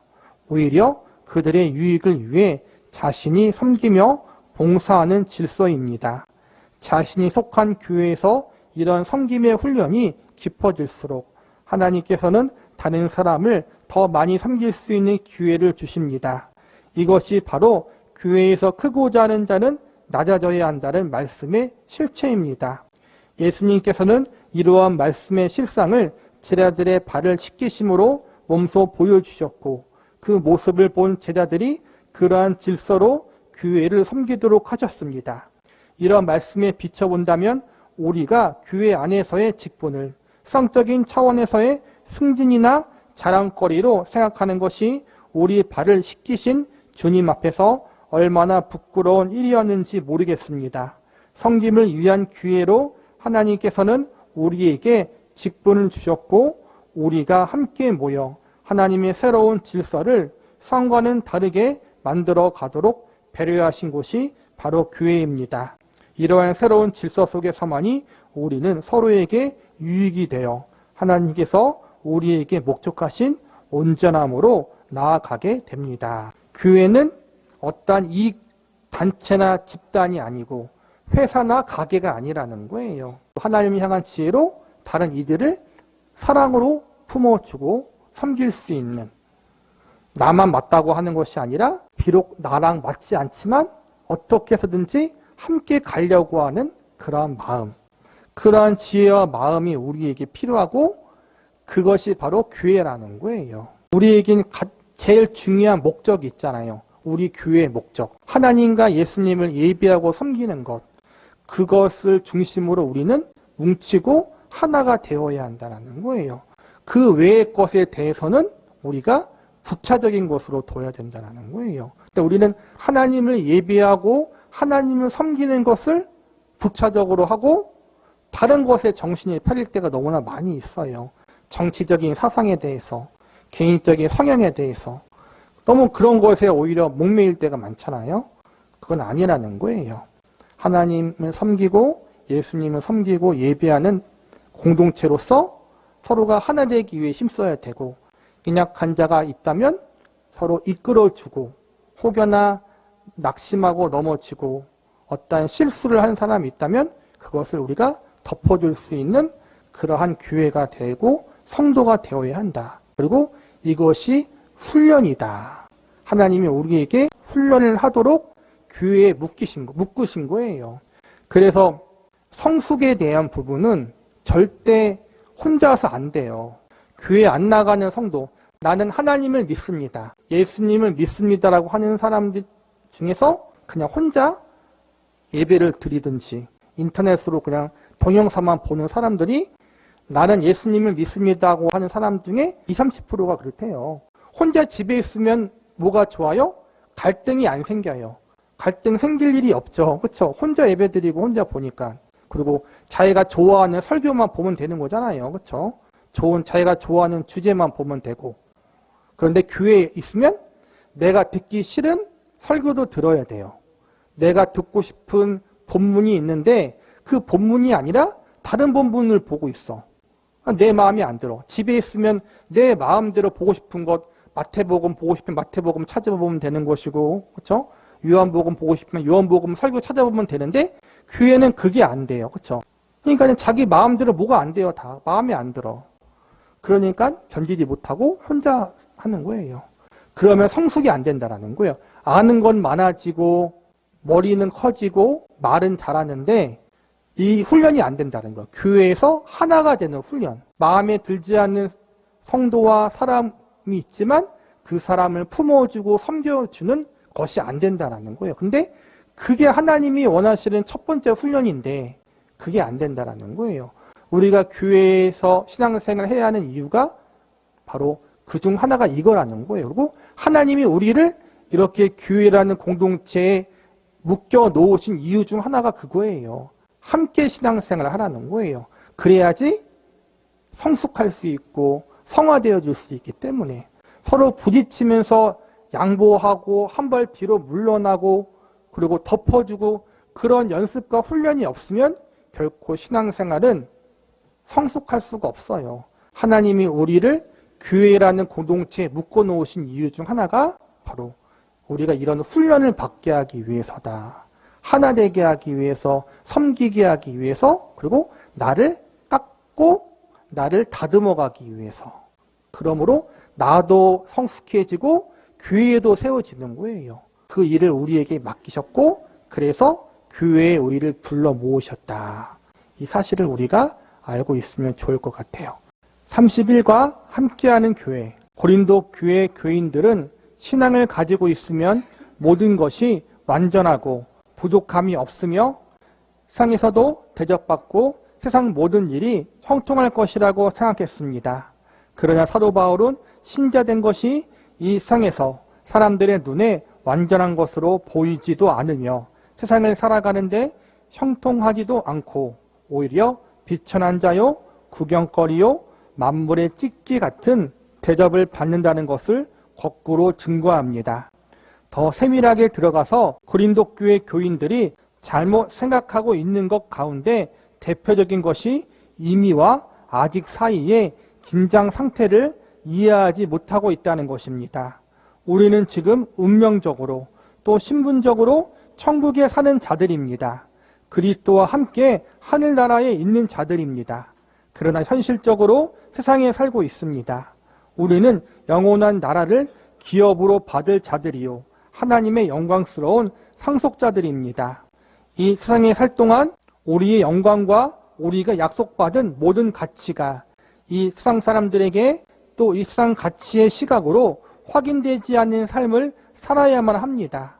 본문 8절에 우리가 너희와 함께 왕노릇하기 위하여 참으로 너희가 왕이 되기를 원하노라는 말씀을 생각해 봅시다. 여기에서 우리는 함께라는 말을 잘 이해해야 합니다. 함께라는 말은 특별히 고린도 교회 교인들에게 필요한 말입니다. 신앙적으로 무엇을 깨닫는다든지 특별한 체험을 한다든지 어떤 깊은 신앙적 눈뜸의 순간을 가질 때마다 신자들 사이에는 무언가 구별짓는 습성이 생겨납니다. 인간이 갖는 죄성의 보편성으로 공통된 본능은 인간끼리 자꾸 경쟁하게 하고 분리시키려는 마음을 갖게 됩니다. 거기에 비해 신자는 서로 간에 함께 지어져 간다는 사실을 언제나 잊지 말아야 합니다. 성경에서 많은 은사와 특별한 체험들이 나타났던 교회 중 하나가 고린도 교회였어요. 성령의 역사가 많았던 교회였어요. 그리고 성도들도 많은 성령의 은사를 가지고 있었고, 그런데 동시에 가장 많은 문제가 있었던 교회 중 하나가 고린도 교회였어요. 우리의 생각은 성령의 역사가 일어나면 모두가 성령 가운데 하나가 될 줄 알았는데 성령의 역사가 강할수록 동시에 악한 역사도 강하기 때문에 분열이 있고 갈등이 생긴다는 거예요. 그리고 그 분열과 갈등과 문제의 중심에는 뭐가 있었냐 하면 자기 자랑이 있었다는 거예요. 내가 이만큼 하나님 앞에 큰 은혜를 입었다. 내가 이만큼 하나님 앞에 큰 달란트와 은사를 경험했다. 이런 것들이 자기 자랑이 되었다는 거예요.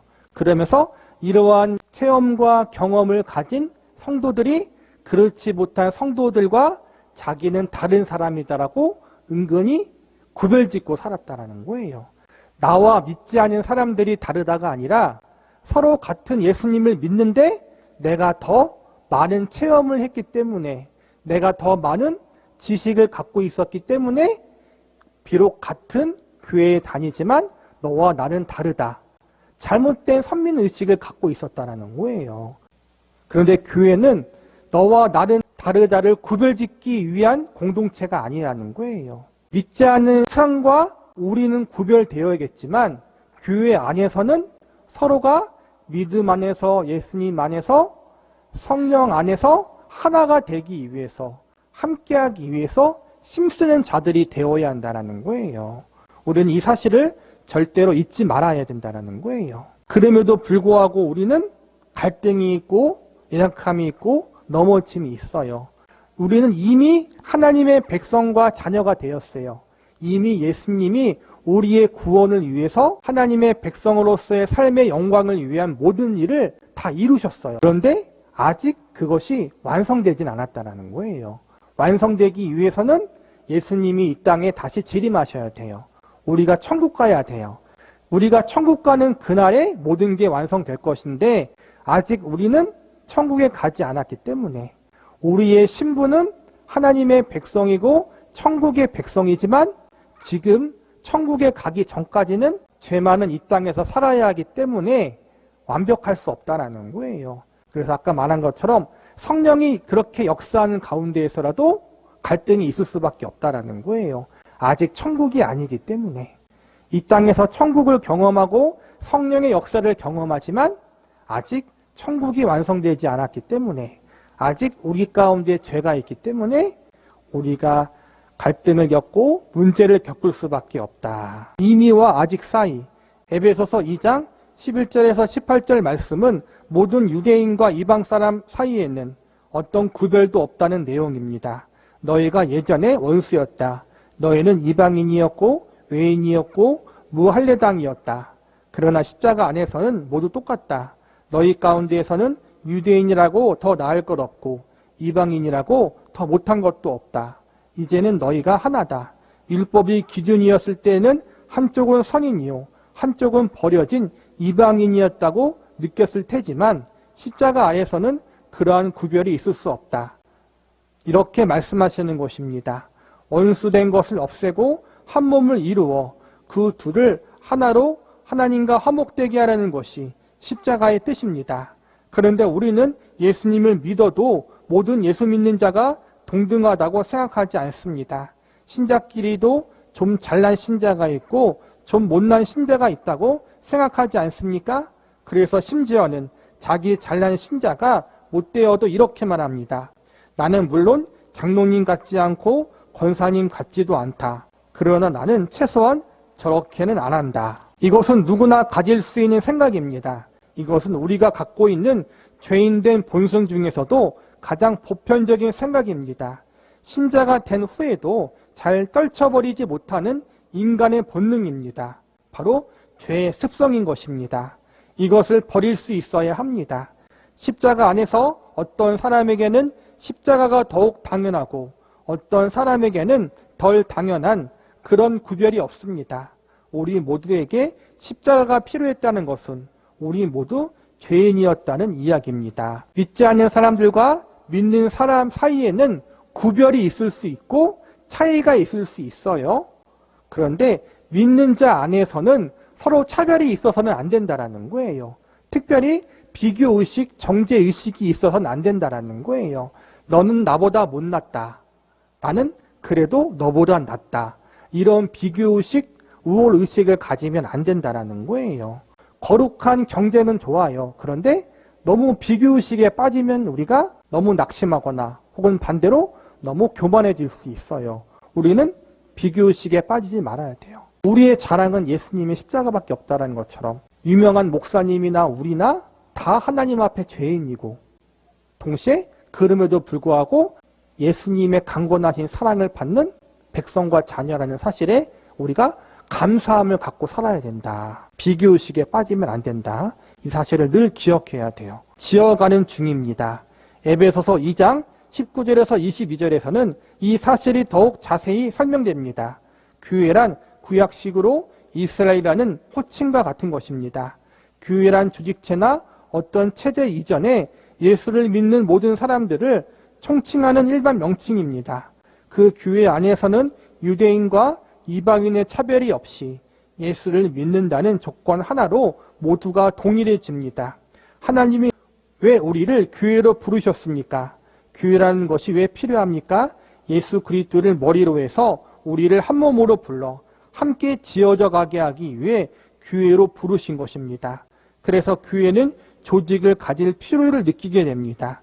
하나님께서 예수 그리스도를 머리로 해서 이방인이든지 유대인이든지 잘난 사람이든지 못난 사람이든지 배웠든지 못 배웠든지 가졌든지 안 가졌든지 하나로 묶는 것은 함께 지어져 가는 것이 혼자 완성되는 것보다 더 유리하며 필요한 방법이기 때문입니다. 그것이 바로 성경의 선언인 것입니다.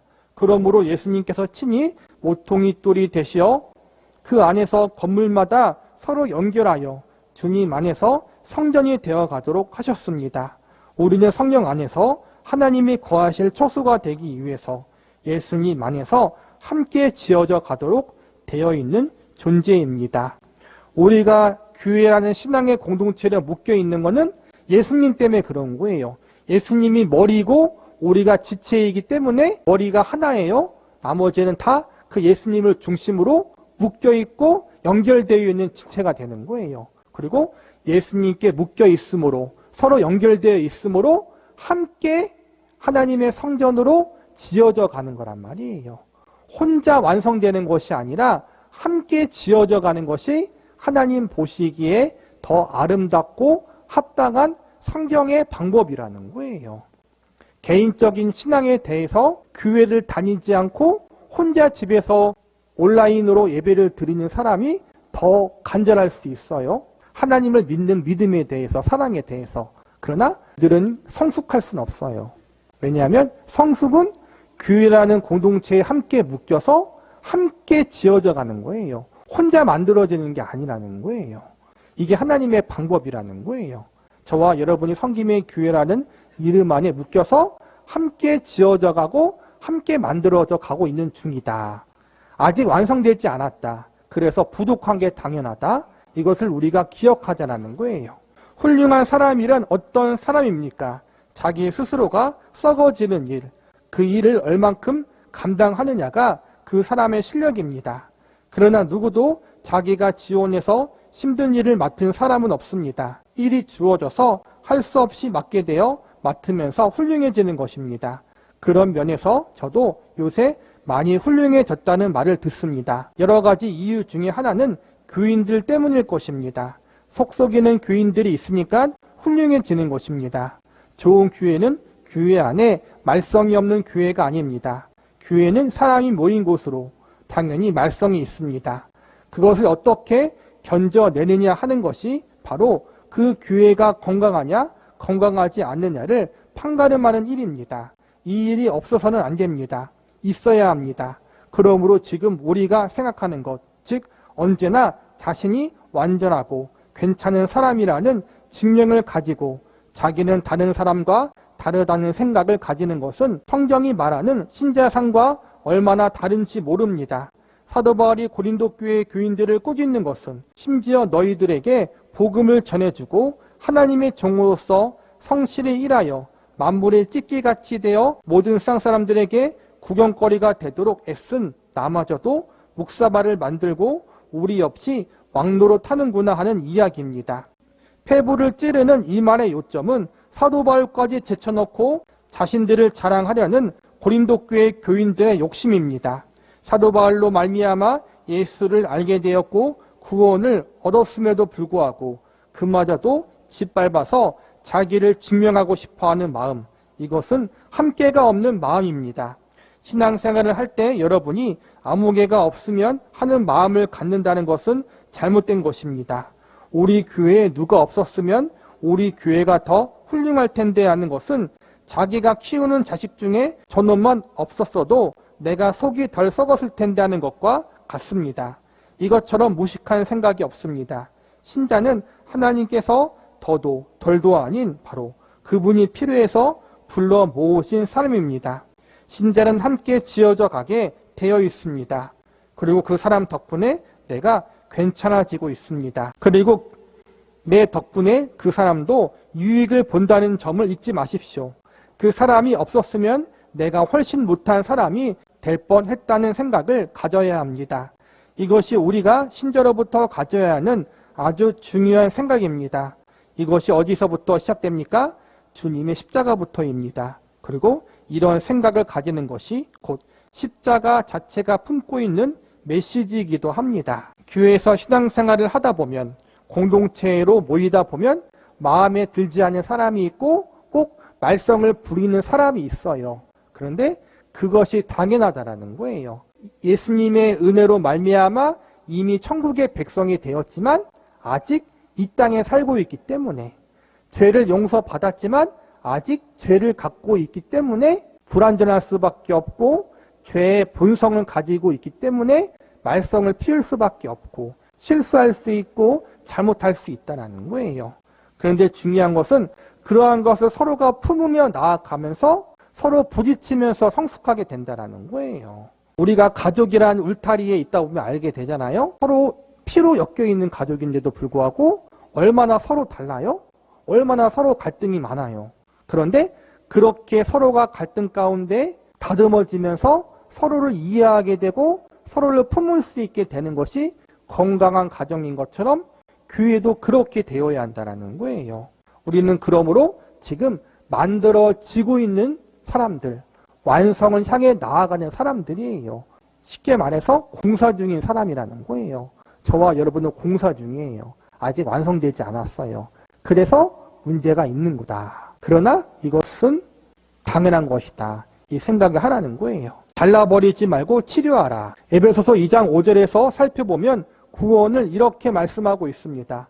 헌물로 죽은 우리를 그리스도와 함께 살리셨고 너희는 은혜로 구원을 받은 것이라.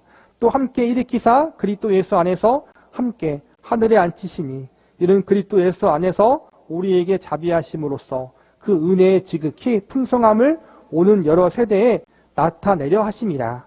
우리가 하나님을 떠나 있었기 때문에 사망을 이길 방법이 없었을 때 주님께서 우리를 품어주셨기 때문에 우리는 사망이 손댈 수 없는 존재가 되었습니다. 주님 안에 들어가 버린 것입니다. 아니, 우리가 들어간 것이 아니라 주님이 우리를 품으신 것입니다. 이것이 십자가입니다. 주님께서 우리를 품으신 것 같이 우리도 성도들을 품어야 합니다. 그것은 우리가 주님을 본받는 것이기도 하지만 동시에 우리의 완성을 위해서 하나님이 유일하게 우리에게 허락하신 방법, 곧 교회라는 방법이요 함께 지어져 가는 방법이기 때문입니다. 신자가 신자로서 존재하려면 이 존재 방식 외에는 다른 방법이 없습니다. 주님과 함께해야만 합니다. 그래서 우리가 잘 아는 갈라디아서 2장 20절에 나오는 사도 바울의 고백과 같이 이제는 내가 사는 것이 아니요 오직 내 안에 그리스도께서 사신 것이다라는 고백이 나는 내가 아닙니다. 내 안에 계시는 주님이 나 대신 사시는 것입니다라는 고백을 해야 합니다. 그러면 우리의 존재론이 바뀌게 됩니다. 나는 내 것이 아닙니다. 주님이 내 안에 계시기에 나는 내 것이 아닙니다. 마찬가지로 우리는 주님을 머리로 해서 하나입니다라는 것으로 바뀝니다. 우리 중에 누군가 잘못되었다면 내 몸의 일부가 잘못된 것이지 다른 몸이 아니라는 것입니다. 몸 가운데에서 분쟁이 없고 오직 여러 지체가 서로같이 돌보게 하셨느니라. 만일 한 지체가 고통받으면 모든 지체가 함께 고통을 받고 한 지체가 영광을 얻으면 모든 지체가 함께 즐거워하느니라. 너희는 그리스도의 몸이요 지체의 각 부분이라. 우리가 다리를 다쳐서 한쪽 다리를 쓸 수 없게 되면 지팡이를 짚고서라도 그 다리를 보완하려고 합니다. 아프다고 해서 잘라버리는 사람은 없습니다. 마찬가지로 함께라는 개념을 가지지 못한다면 신자는 자신의 유익을 손상당할 뿐만 아니라 그 자신이 스스로 얼마나 지혜로운 존재가 되는지 모릅니다. 그래서 무조건 잘하는 것처럼 겁나는 일은 없습니다. 그것을 고쳐야 합니다. 형제들아, 사람이 만일 무슨 범죄한 일이 드러나거든 신령한 너희는 온유한 심령으로 그러한 자를 바로잡고 너 자신을 살펴보아. 너희도 시험을 받을까 두려워하라. 너희가 짐을 서로 지라. 그리하면 그리스도의 법을 성취하라. 이 말씀은 교회 안에서 신앙생활을 하는 중에 치명적인 실수를 했을 경우 그 사람을 환부를 도려내듯이 잘라낼 생각만 하지 말고 바로잡고 치료해 주라는 뜻입니다. 이것은 틀린 것을 고쳐주라는 뜻이 아니라 다친 것을 치료해 주라는 뜻입니다. 그리스도를 머리로 한 우리 모두는 한 몸이요 그 몸의 각 지체이므로 건강한 몸을 이루기 위해서는 다친 곳과 잘못된 데를 서로 합심해서 치료해야 합니다. 이것은 단순히 참아낸다는 소극적 차원이 아닙니다. 적극적이고 긍정적인 가치를 지니고 있는 것입니다. 왜냐하면 그 과정을 통해 상대방을 살려내야 하기 때문입니다. 그래서 함께 신앙생활을 한다는 것은 위대한 일이며 대단한 책임일 뿐만 아니라 큰 특권입니다. 우리는 그 속에서 많은 것을 배웁니다. 그러므로 주 안에서 갇힌 내가 너희를 권하노니 너희가 부르심을 받은 일에 합당하게 행하여 모든 겸손과 온유로 하고 오래 참음으로 사랑 가운데 서로 용납하고 평안에 매는 줄로 성령이 하나가 되는 것을 힘써 지키라. 몸이 하나요 성령도 한 분이시니 이와 같이 너희가 부르심의 한 소망 안에서 부르심을 받았느니라. 주도 한 분이시오 믿음도 하나요 세례도 하나요 하나님도 한 분이시니 곧 만유의 아버지시라. 만유 위에 계시고 만유를 통일하시고 만유 가운데 계시도다. 우리가 하나님과 예수님 안에서 하나이기 때문에 교회라는 신앙의 공동체는 서로 용납하고 품으며 나아가야 한다는 거예요. 누군가 잘못했다고 해서 그를 비난하고 정죄하고 잘라내는 것이 아니라는 거예요. 여기서 예를 들었듯이 다리가 불편하면 다리를 잘라버리고 손이 불편하면 손을 잘라버린다면 나만 할 몸이 어디 있겠어요? 그렇죠? 손이 불편하고 다리가 불편하면 다른 지체가 보완해 줘서 그 불편한 지체를 도와주는 거란 말이에요. 다리가 부러졌으면 나머지 한쪽 다리가 절뚝거려서라도 그리고 양쪽 팔과 겨드랑이에 목발을 짚고서 일상생활을 하는 거예요. 다리가 불편하면 다른 지체가 그렇게 돕는 것처럼 우리 중에 누군가가 연약하고 잘못했다면 다른 지체인 우리가 그가 회복되어질 수 있도록, 치료되어질 수 있도록 돕는 역할을 우리가 해야 된다는 거예요. 그렇게 우리는 서로 도우며 자라가는 존재들이다. 왜냐하면 하나님과 예수님이 그렇게 우리를 부르셨기 때문이다. 함께하고 있습니까? 어떻게 부름 받았습니까? 그리스도 예수 안에서 같은 성령으로 한 성령 안에서 부름을 받았습니다. 또 함께 부름 받았습니다.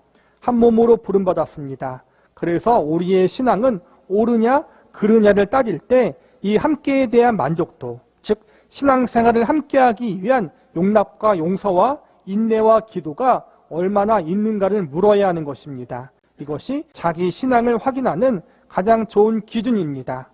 우리 주 예수 그리스도의 은혜를 너희가 알거니와 부유하신 이로 너희를 위하여 가난하게 되심은 그의 가난함으로 말미암아 너희를 부유하게 하려 하심이라. 이제 인내와 위로의 하나님이 너희로 그리스도 예수를 본받아 서로 뜻이 같게 하여 주사 한 마음과 한 입으로 하나님 곧 우리 주 예수 그리스도의 아버지께 영광을 돌리게 하려 하노라. 그러므로 그리스도께서 우리를 받아 하나님께 영광을 돌리심 같이 너희도 서로 받으라. 이 말씀을 명심하십시오.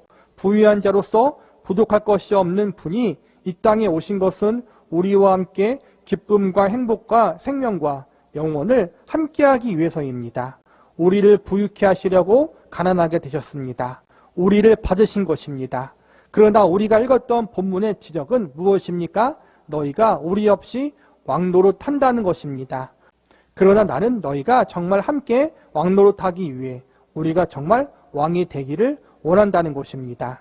이는 사도 바울이 갖는 함께라는 개념과 함께를 얼른 놓아버리고 자기를 증명해 버리고만 고린도 교회 교인들의 신앙 상태를 단번에 대조시켜주는 구절입니다. 이것이 우리 신앙을 판가름하는 기준입니다. 신앙생활은 그렇게 만만하거나 쉽지 않습니다. 주님을 더 섬기고 싶고 주님을 위하여 더 힘있게 봉사하고 싶은데 가로막는 것이 있다고 생각해서는 안 됩니다. 그 가로막는 것, 물귀신같이 여러분의 다리를 붙잡고 늘어지는 것, 그것을 감당해야 합니다. 많은 짐을 감당해야 합니다. 여러분의 마음에 들지 않고 쓴 마음이 생기게 하는 이웃들과 함께 신앙생활을 해야 하는 것에 대해 여러분은 이 마음을 갖도록 노력해야 합니다. 이런 마음은 갑자기 불쑥 솟아나지 않습니다. 애쓰고 노력해야 합니다. 그래서 성경이 말씀하는 바와 같이 성령의 하나가 되게 하신 것을 지킬 줄 알아야 하고 주님께서 우리를 받아 하나님께 영광을 돌리신 것 같이 서로 받을 수 있어야 합니다. 그러기 위해 늘 그렇지 못하는 자신을 안타까워하며 노력하고 기도할 수 있어야 합니다. 남을 위해 울지 말고 그들을 용납하는 마음이 없는 자신을 위해 울 수 있어야 합니다. 그것이 참다운 신자상입니다. 저와 여러분이 함께하기 위해 부름 받았는데 함께하지 못할 때가 있다. 여기서는 고린도 교회 성도들에게 사도 바울과 다른 연약하게 보이는 이들을 빼놓고 잘나게 여기는 자들끼리만 모여서 왕노릇한 것을 질책하고 있는 거예요. 함께 예수님 안에서 왕노릇을 해야지 잘났다고 여기는 사람들만 왕노릇한다면 그건 잘못된 것이다. 그렇게 말하는 것처럼 우리는 함께하도록 부름받은 자들이다. 예수님이 부족한 것이 없는 하나님의 아들이신데 그 부족함 없는 하나님이 우리와 그분이 갖고 있는 영광의 모든 것을 함께하기 위해서 이 땅에 오셨잖아요. 그리고 십자가를 지셨잖아요. 우리도 마찬가지라는 거예요. 예수님의 생명이 담긴 성도예요. 우리만 위해서 예수님이 죽으신 것이 아니라 저 성도를 위해서도 예수님이 죽으셨고 이 성도를 위해서도 예수님이 십자가를 지신 거예요. 나에게도 예수님의 생명이 있고 저 성도에게도 예수님의 생명이 있어요. 모두가 존귀한 존재예요. 이런 마음은 저절로 생기지 않기 때문에 우리가 의지적으로 힘써야 되고 의지적으로 하나님의 은혜를 구하며 나아가야 한다는 거예요.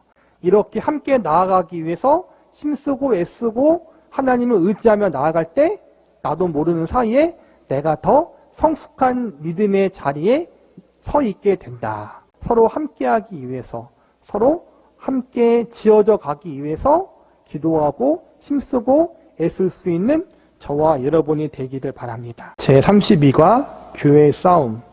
이번 과에서는 교회 안에서 어떤 문제가 생겼을 때 그 문제를 구체적으로 어떻게 풀어야 하는가에 대해서 살펴보려고 합니다. 교회 안에서 일어나는 문제를 푸는 방법으로 우리는 먼저 영원이라는 시각을 가져야 합니다. 즉 우리가 결국 하나님 앞에 설 것과 영광스러운 자리에 설 것을 기억하고 그 문제들을 풀어나가야 한다는 것입니다. 다시 말해서 세상은 하나님 앞에 심판받을 존재이며 교회는 하나님 앞에 칭찬받을 존재입니다. 그러나 때에 따라 상식과 경우에 있어서 세상이 교회보다 나을 때가 있고 교회가 더 몰상식하고 더 수준이 낮은 경우도 있을 수 있습니다. 또한 교회가 맹신에 차 있을 수도 있고 경우에 크게 어긋날 수도 있습니다.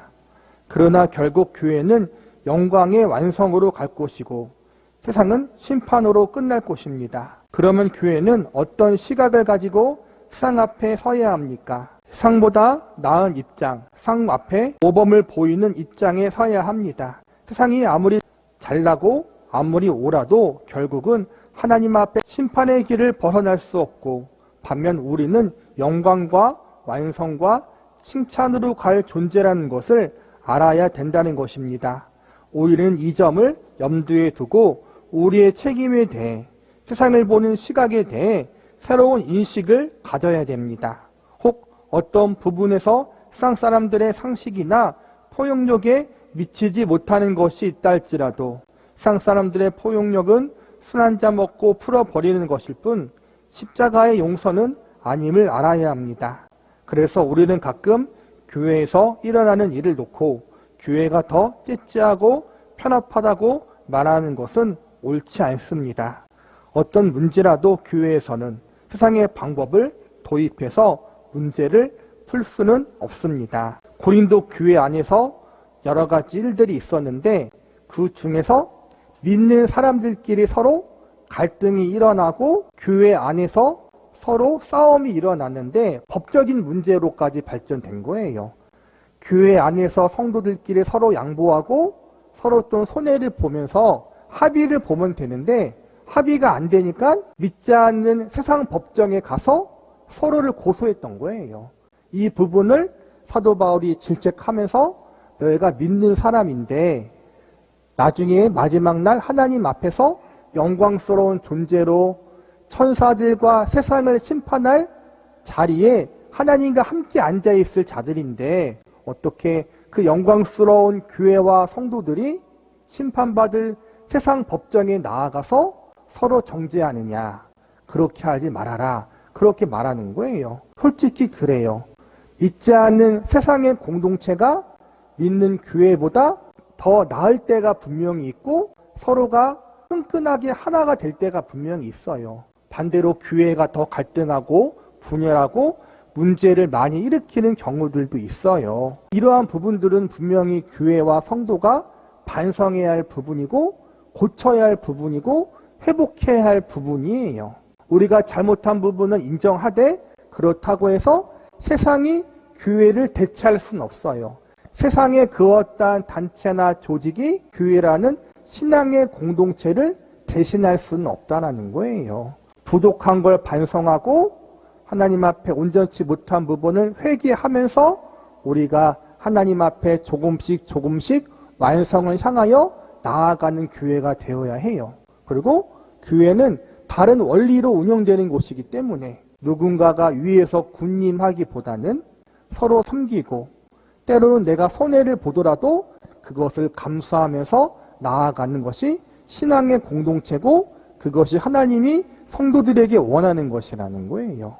갈등이 없을 수는 없지만 갈등을 최소화하기 위해서 노력하고 그 갈등의 중심에 우리가 있는 것이 아니라 갈등을 중재시키는 일에 우리가 있어야 된다는 거예요. 하나님이 쓰시는 방법, 교회가 추구하는 것은 그 근거와 원리와 핵심 면에서 모두 영적이지만 세상은 지극히 상적입니다.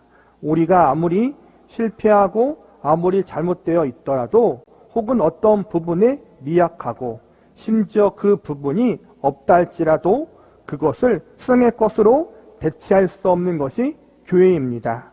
그래서 세상에서 가장 똑똑한 교육자라 해도 그를 불러 설교시킬 수 없고 세상에 뛰어난 도덕군자를 불러 교사를 시킬 수 없는 것입니다.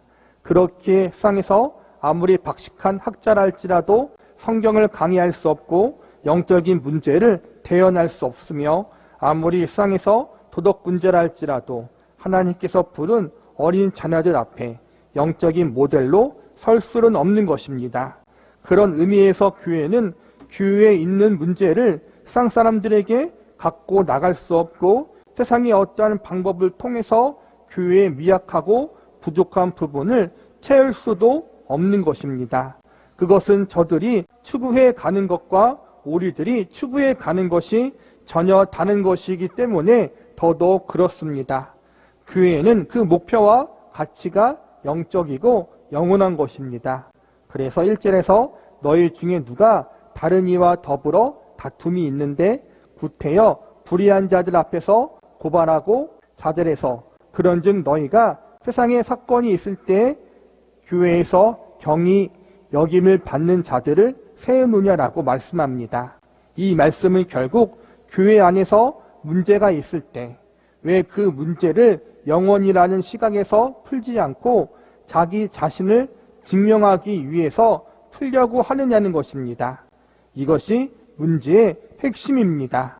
내가 옳다는 것, 내가 맞다는 것을 이끌어내려고 하니까 하나님 앞에 호소하거나 하나님 앞에 완성될 시간을 기다리지 않고 지금 내가 한 말이 상식과 일반론에서 옳다는 것을 증명받기 위해 세상 사람들이 할지라도 내 증인을 삼아서 나의 옳은 것을 증명해 내려는 것입니다.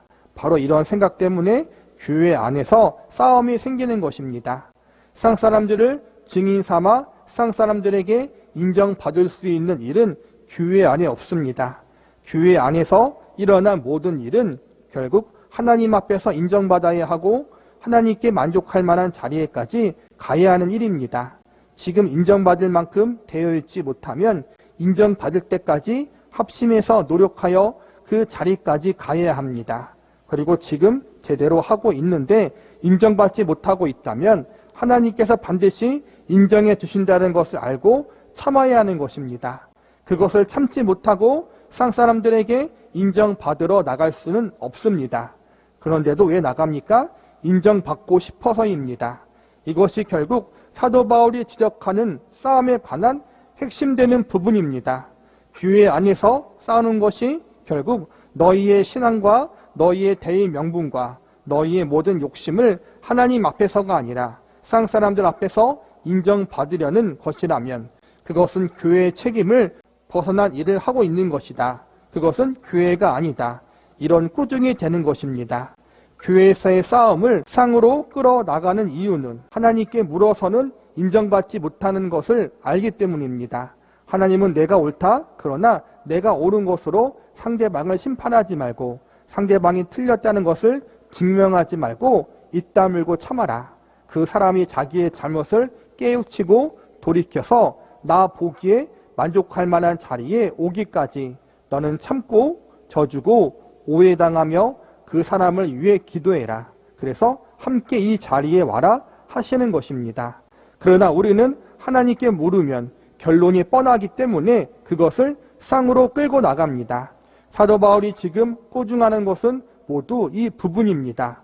너희는 교회 안에서 싸우지 말라. 그 싸움을 상으로 끌고 가지 말라고 합니다. 왜냐하면 교회는 싸우는 자리가 아니기 때문입니다. 교회에서 잘못한 사람이 있거든 그 잘못한 사람을 위해서 기도해라. 잘못한 사람이 더 큰 소리치고 피해를 입히거든 너희가 조용히 물러나라. 이것이 성경적인 해결 방법이며 그것을 하나님 앞으로 끌고 가야 합니다. 하나님은 상이 쓰는 방법이 누가 옳고 누가 그르다는 방법을 쓰지 않습니다. 내가 옳고 저 사람은 틀리다. 이 문제로 항상 갈등이 있어요. 그런데 그게 점점 커지다 보면은 파벌이 생기죠. 어떤 장로님의 파벌, 어떤 권사님의 파벌. 누가 옳고 누가 그르냐의 싸움이 되고 나중에 자존심의 싸움이 되는 거예요. 나는 진짜 옳은 거야. 근데 저 사람은 틀리대. 그러다 보면은 교회에서 해결이 안 되니까 자꾸 세상 법적으로 가기도 하고 세상 뉴스나 이제는 미디어의 힘을 빌려서 나 옳음을 증명하려고 하는 거예요. 이게 제일 사실은 나쁜 거예요. 우리의 유혹이기도 하고 너희들이 틀렸다는 게 아니다. 옳을 수 있다. 그런데 그 옳음을 증명하기 위해서 믿지 않는 사람들을 끌어들이지 말라는 거예요. 우리 안에서 해결하고 하나님 앞에서 해결을 내고 그게 이단적인 문제가 아니라면 양보하라. 좀 져주라는 거예요. 그렇게 해야 되는데 꼭 나는 절대적으로 옳다는 걸로 싸우다 보면은 또 옳음을 증명하기 위해서 내가 틀린 말 하지 않았다. 그런데 교회에서 나를 정죄한다. 그것 때문에 자존심이 상하고 마음이 상해서 믿지 않는 사람들에게 이 교회 사정을 다 퍼뜨리는 거예요.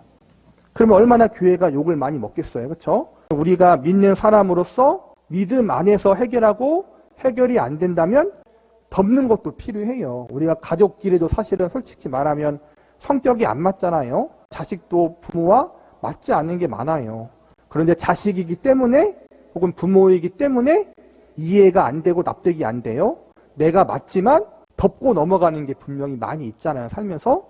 교회에도 마찬가지라는 거예요. 우리는 영적인 가족이고 영적인 형제고 궁극적으로 천국에서 영원히 얼굴 보고 살 사람인데 그렇게 다시는 안 볼 것처럼 우리가 싸우지 말라는 거예요. 덮을 수 있는 건 덮자. 이해가 안 되면 덮을 부분도 있다는 것. 우리가 그렇게 나아가는 게 교회라는 거예요. 실패 없이 함께 가는 길. 그 다음에 본문에서 한 가지 더 살펴야 할 것은 지금까지 말씀드린 바와 같이 이 싸움은 세상 앞에 가지고 나갈 싸움이 아니라는 것과 교회 안에서 신자끼리의 싸움은 아무도 패배해서는 안 되는 싸움이라는 것을 명심하자는 것입니다. 교회 안에서 싸움을 해서는 안 되는 이유는 거기서는 아무도 패배해서는 안 되기 때문입니다. 누구도 심판을 받아서는 안 됩니다. 잘못을 저지른 당사자가 혹 신앙적 오해나 신앙적인 연약함이나 신앙적인 어떠한 시험에 의해서 교회 안에서 거치는 돌이 됐다 할지라도 그를 고쳐내서 함께 하나님 앞에 가야 된다는 것이 성경의 가르침입니다. 우리는 경쟁적이지 않습니다. 8절에 보면 너희는 불의를 행하고 속이는구나. 그는 너희의 형제라고 말씀합니다. 상대방이 아무리 못났고 아무리 원수같이 굴어도 그가 하나님이 부르신 사람임을 잊지 마십시오. 스데반은 성경이 소개한 신자 중에 가장 아름답게 묘사된 사람입니다. 스데반같이 아름답게 묘사된 사람이 없습니다. 성령과 지혜가 충만하고 죽을 때 빛나는 천사의 얼굴을 하고 죽은 사람입니다. 그런데 그를 죽인 사람이 바로 회심하기 전에 바울입니다. 그 바울이 기독교 역사에서 가장 큰 하나님의 종이 되었습니다. 스데반은 죽으면서 바울을 저주하지 않았고 자기에게 돌을 던지는 모든 이들을 위해 주님 앞에 중보의 기도로 그 죄를 사하여 줄 것을 기도했습니다. 저들이 자기가 하는 일을 알지 못하나이다. 바로 이것을 알아야만 됩니다. 스데반은 죽고 사울만 남았습니다. 그것이 성경이 가르치는 교회입니다. 여러분이 산을 움직일 만한 힘이 있고 천사의 방언을 한다 할지라도 그것은 신앙의 핵심이 아닌 것입니다. 그래서 액세서리에 불과한 것입니다. 신앙의 핵심은 같이 가는 것입니다. 여러분을 괴롭히고 여러분을 붙잡고 늘어지는 사람들과 함께 하나님 앞 그 은혜의 자리, 그 영광의 자리에 같이 가기 위하여 여러분이 애끓는 마음으로 가장 사랑하는 사람을 위하여 하듯 기도를 해야 하는 것입니다. 교회에서 함께 신앙생활을 하다 보면 갈등이 있을 수밖에 없고 마음에 들지 않는 부분, 마음에 들지 않는 사람이 생길 수가 있어요. 그게 정상이라는 거예요. 마음에 들지 않는 사람이 많을수록 내가 더 기도해야 할 부분이고 내가 더 고쳐줘야 할 부분이에요. 심지어는 나를 못살게 구는 성도들이 있다면 품고 갈 수 있는 자리까지 가야 한다는 거예요.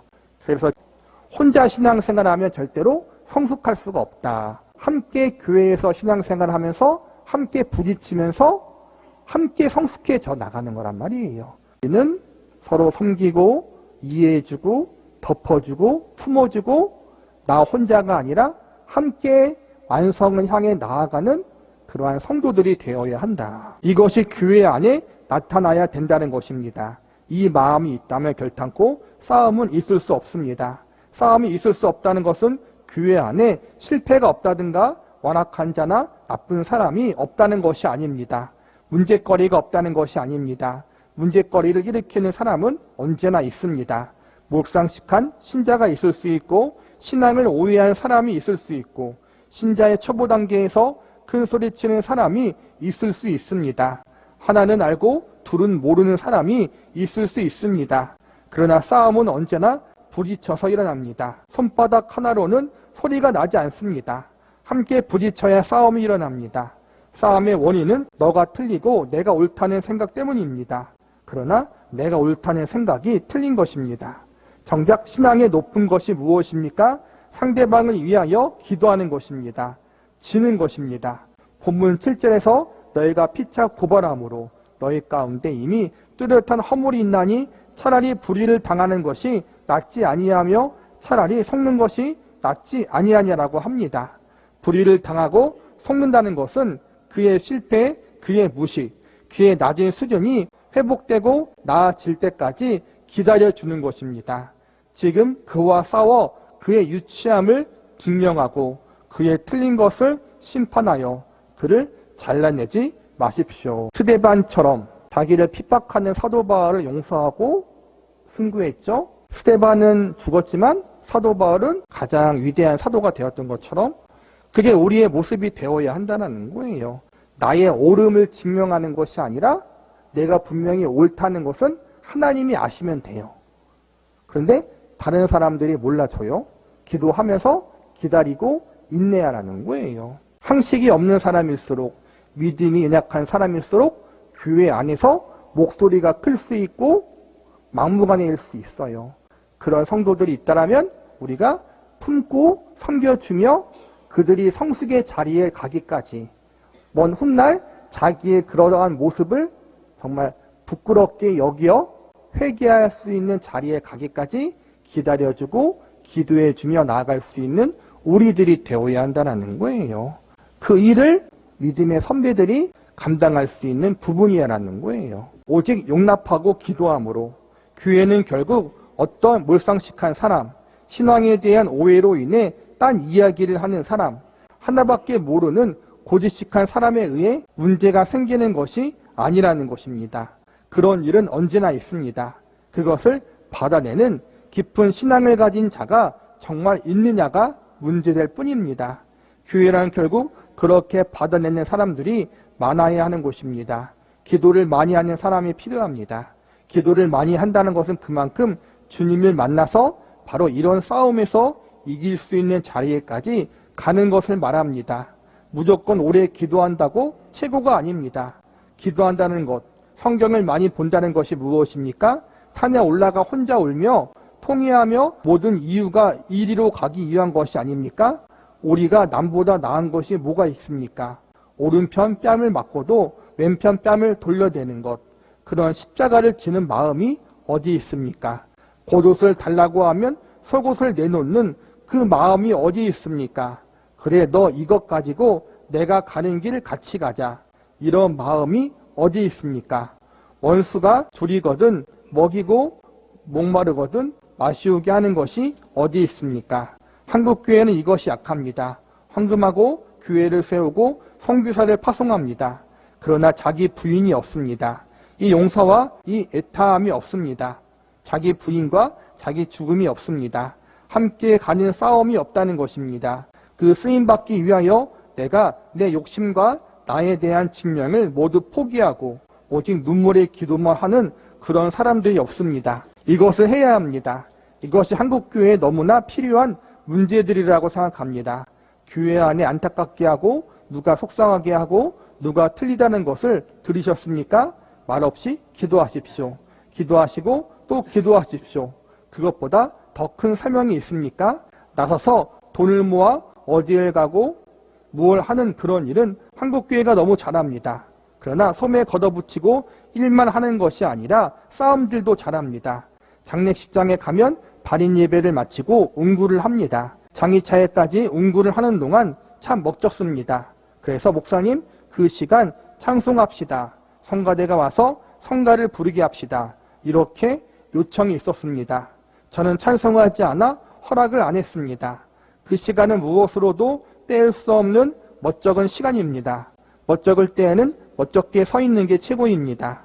그것을 다른 것으로 메우려고 하지 마십시오. 눈을 어디에 두어야 할지, 표정을 어떻게 해야 할지, 괜히 오른쪽 어깨가 올라간 것 같기도 하고 왼쪽이 올라간 것 같기도 하고 한 그대로 그렇게 멋쩍게 계십시오. 신앙생활 속에 우리가 해야 하는 것은 그런 것입니다.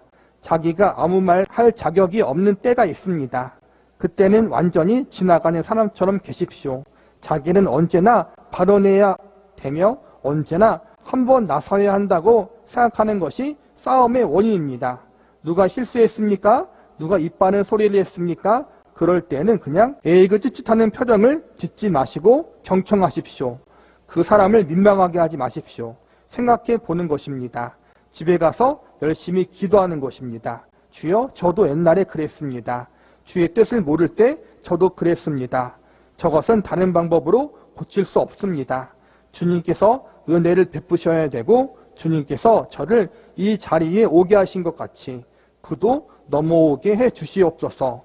제가 제 앞선 사람에게 은혜를 입어 그 믿음의 선배들이 나를 용납한 것 같이 이제 제가 이 일을 갚게 해 주십시오. 이 기도를 하십시오. 이런 간구가 있는 교회가 멋진 교회입니다. 이것이 교회 안의 문제를 푸는 유일한 방법입니다. 이 방법 외에 다른 방법을 성경에 제시한 적이 없습니다. 이것이 고린도 교회에 있었던 문제에 대한 해결책이며 성경적인 원리입니다. 이것을 여러분이 제대로 음미한다면 여러분의 신앙이 하나님께서 요구하시는 원리나 자세 면에서 아직도 흠이 많다는 것을 배울 것입니다. 많은 사람을 둘러보십시오. 위에서 기도할 사람이 대단히 많습니다. 여러분 마음에 있는 시기와 질투와 그 싸움을 몰아내기 위해서 여러분이 얼마나 울부짖으며 하나님 앞에 회개해야 하는가를 배우십시오. 이루어 놓은 업적 하나로 나머지 모든 잘못을 떼우려고 하지 마십시오.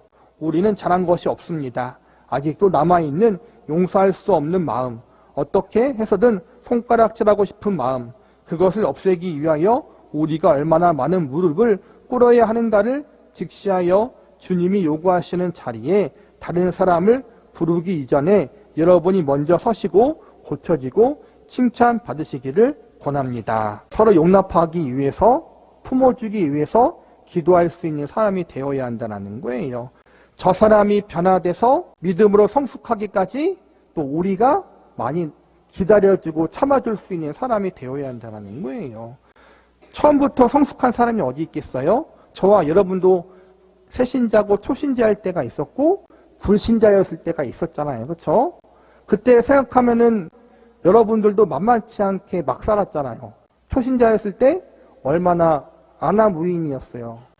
그런데 지금 어쨌든 하나님의 은혜 가운데 우리가 이렇게 앉아서 여러 가지를 살펴볼 수 있는 안목이 생겼잖아요. 다른 사람을 위해서 기도할 수 있는 안목이 생기고 또 나 자신의 부족함과 연약함을 깨닫고 기도할 수 있는 그러한 믿음이 생기고 이 자리에 오기까지 제일 먼저 하나님의 은혜로 온 거고 두 번째로 나를 참아주고 기다려줬던 주변에 믿음의 선배들이 있었기 때문에 가능했던 거예요. 이제는 우리가 믿음의 선배가 돼서 그런 믿음의 후배들을 끌어주고 이끌어주고 품어줄 수 있는 그러한 자리까지 가야 된다는 거예요. 그런 믿음의 선배들이 많은 교회가 멋진 교회고 아름다운 교회라는 거예요. 저와 여러분이 이러한 믿음의 선배의 자리로 가서 많은 사람들을 품고 이끌어주고 세워줄 수 있는 그러한 자리로 나아갈 수 있기를 바라겠습니다.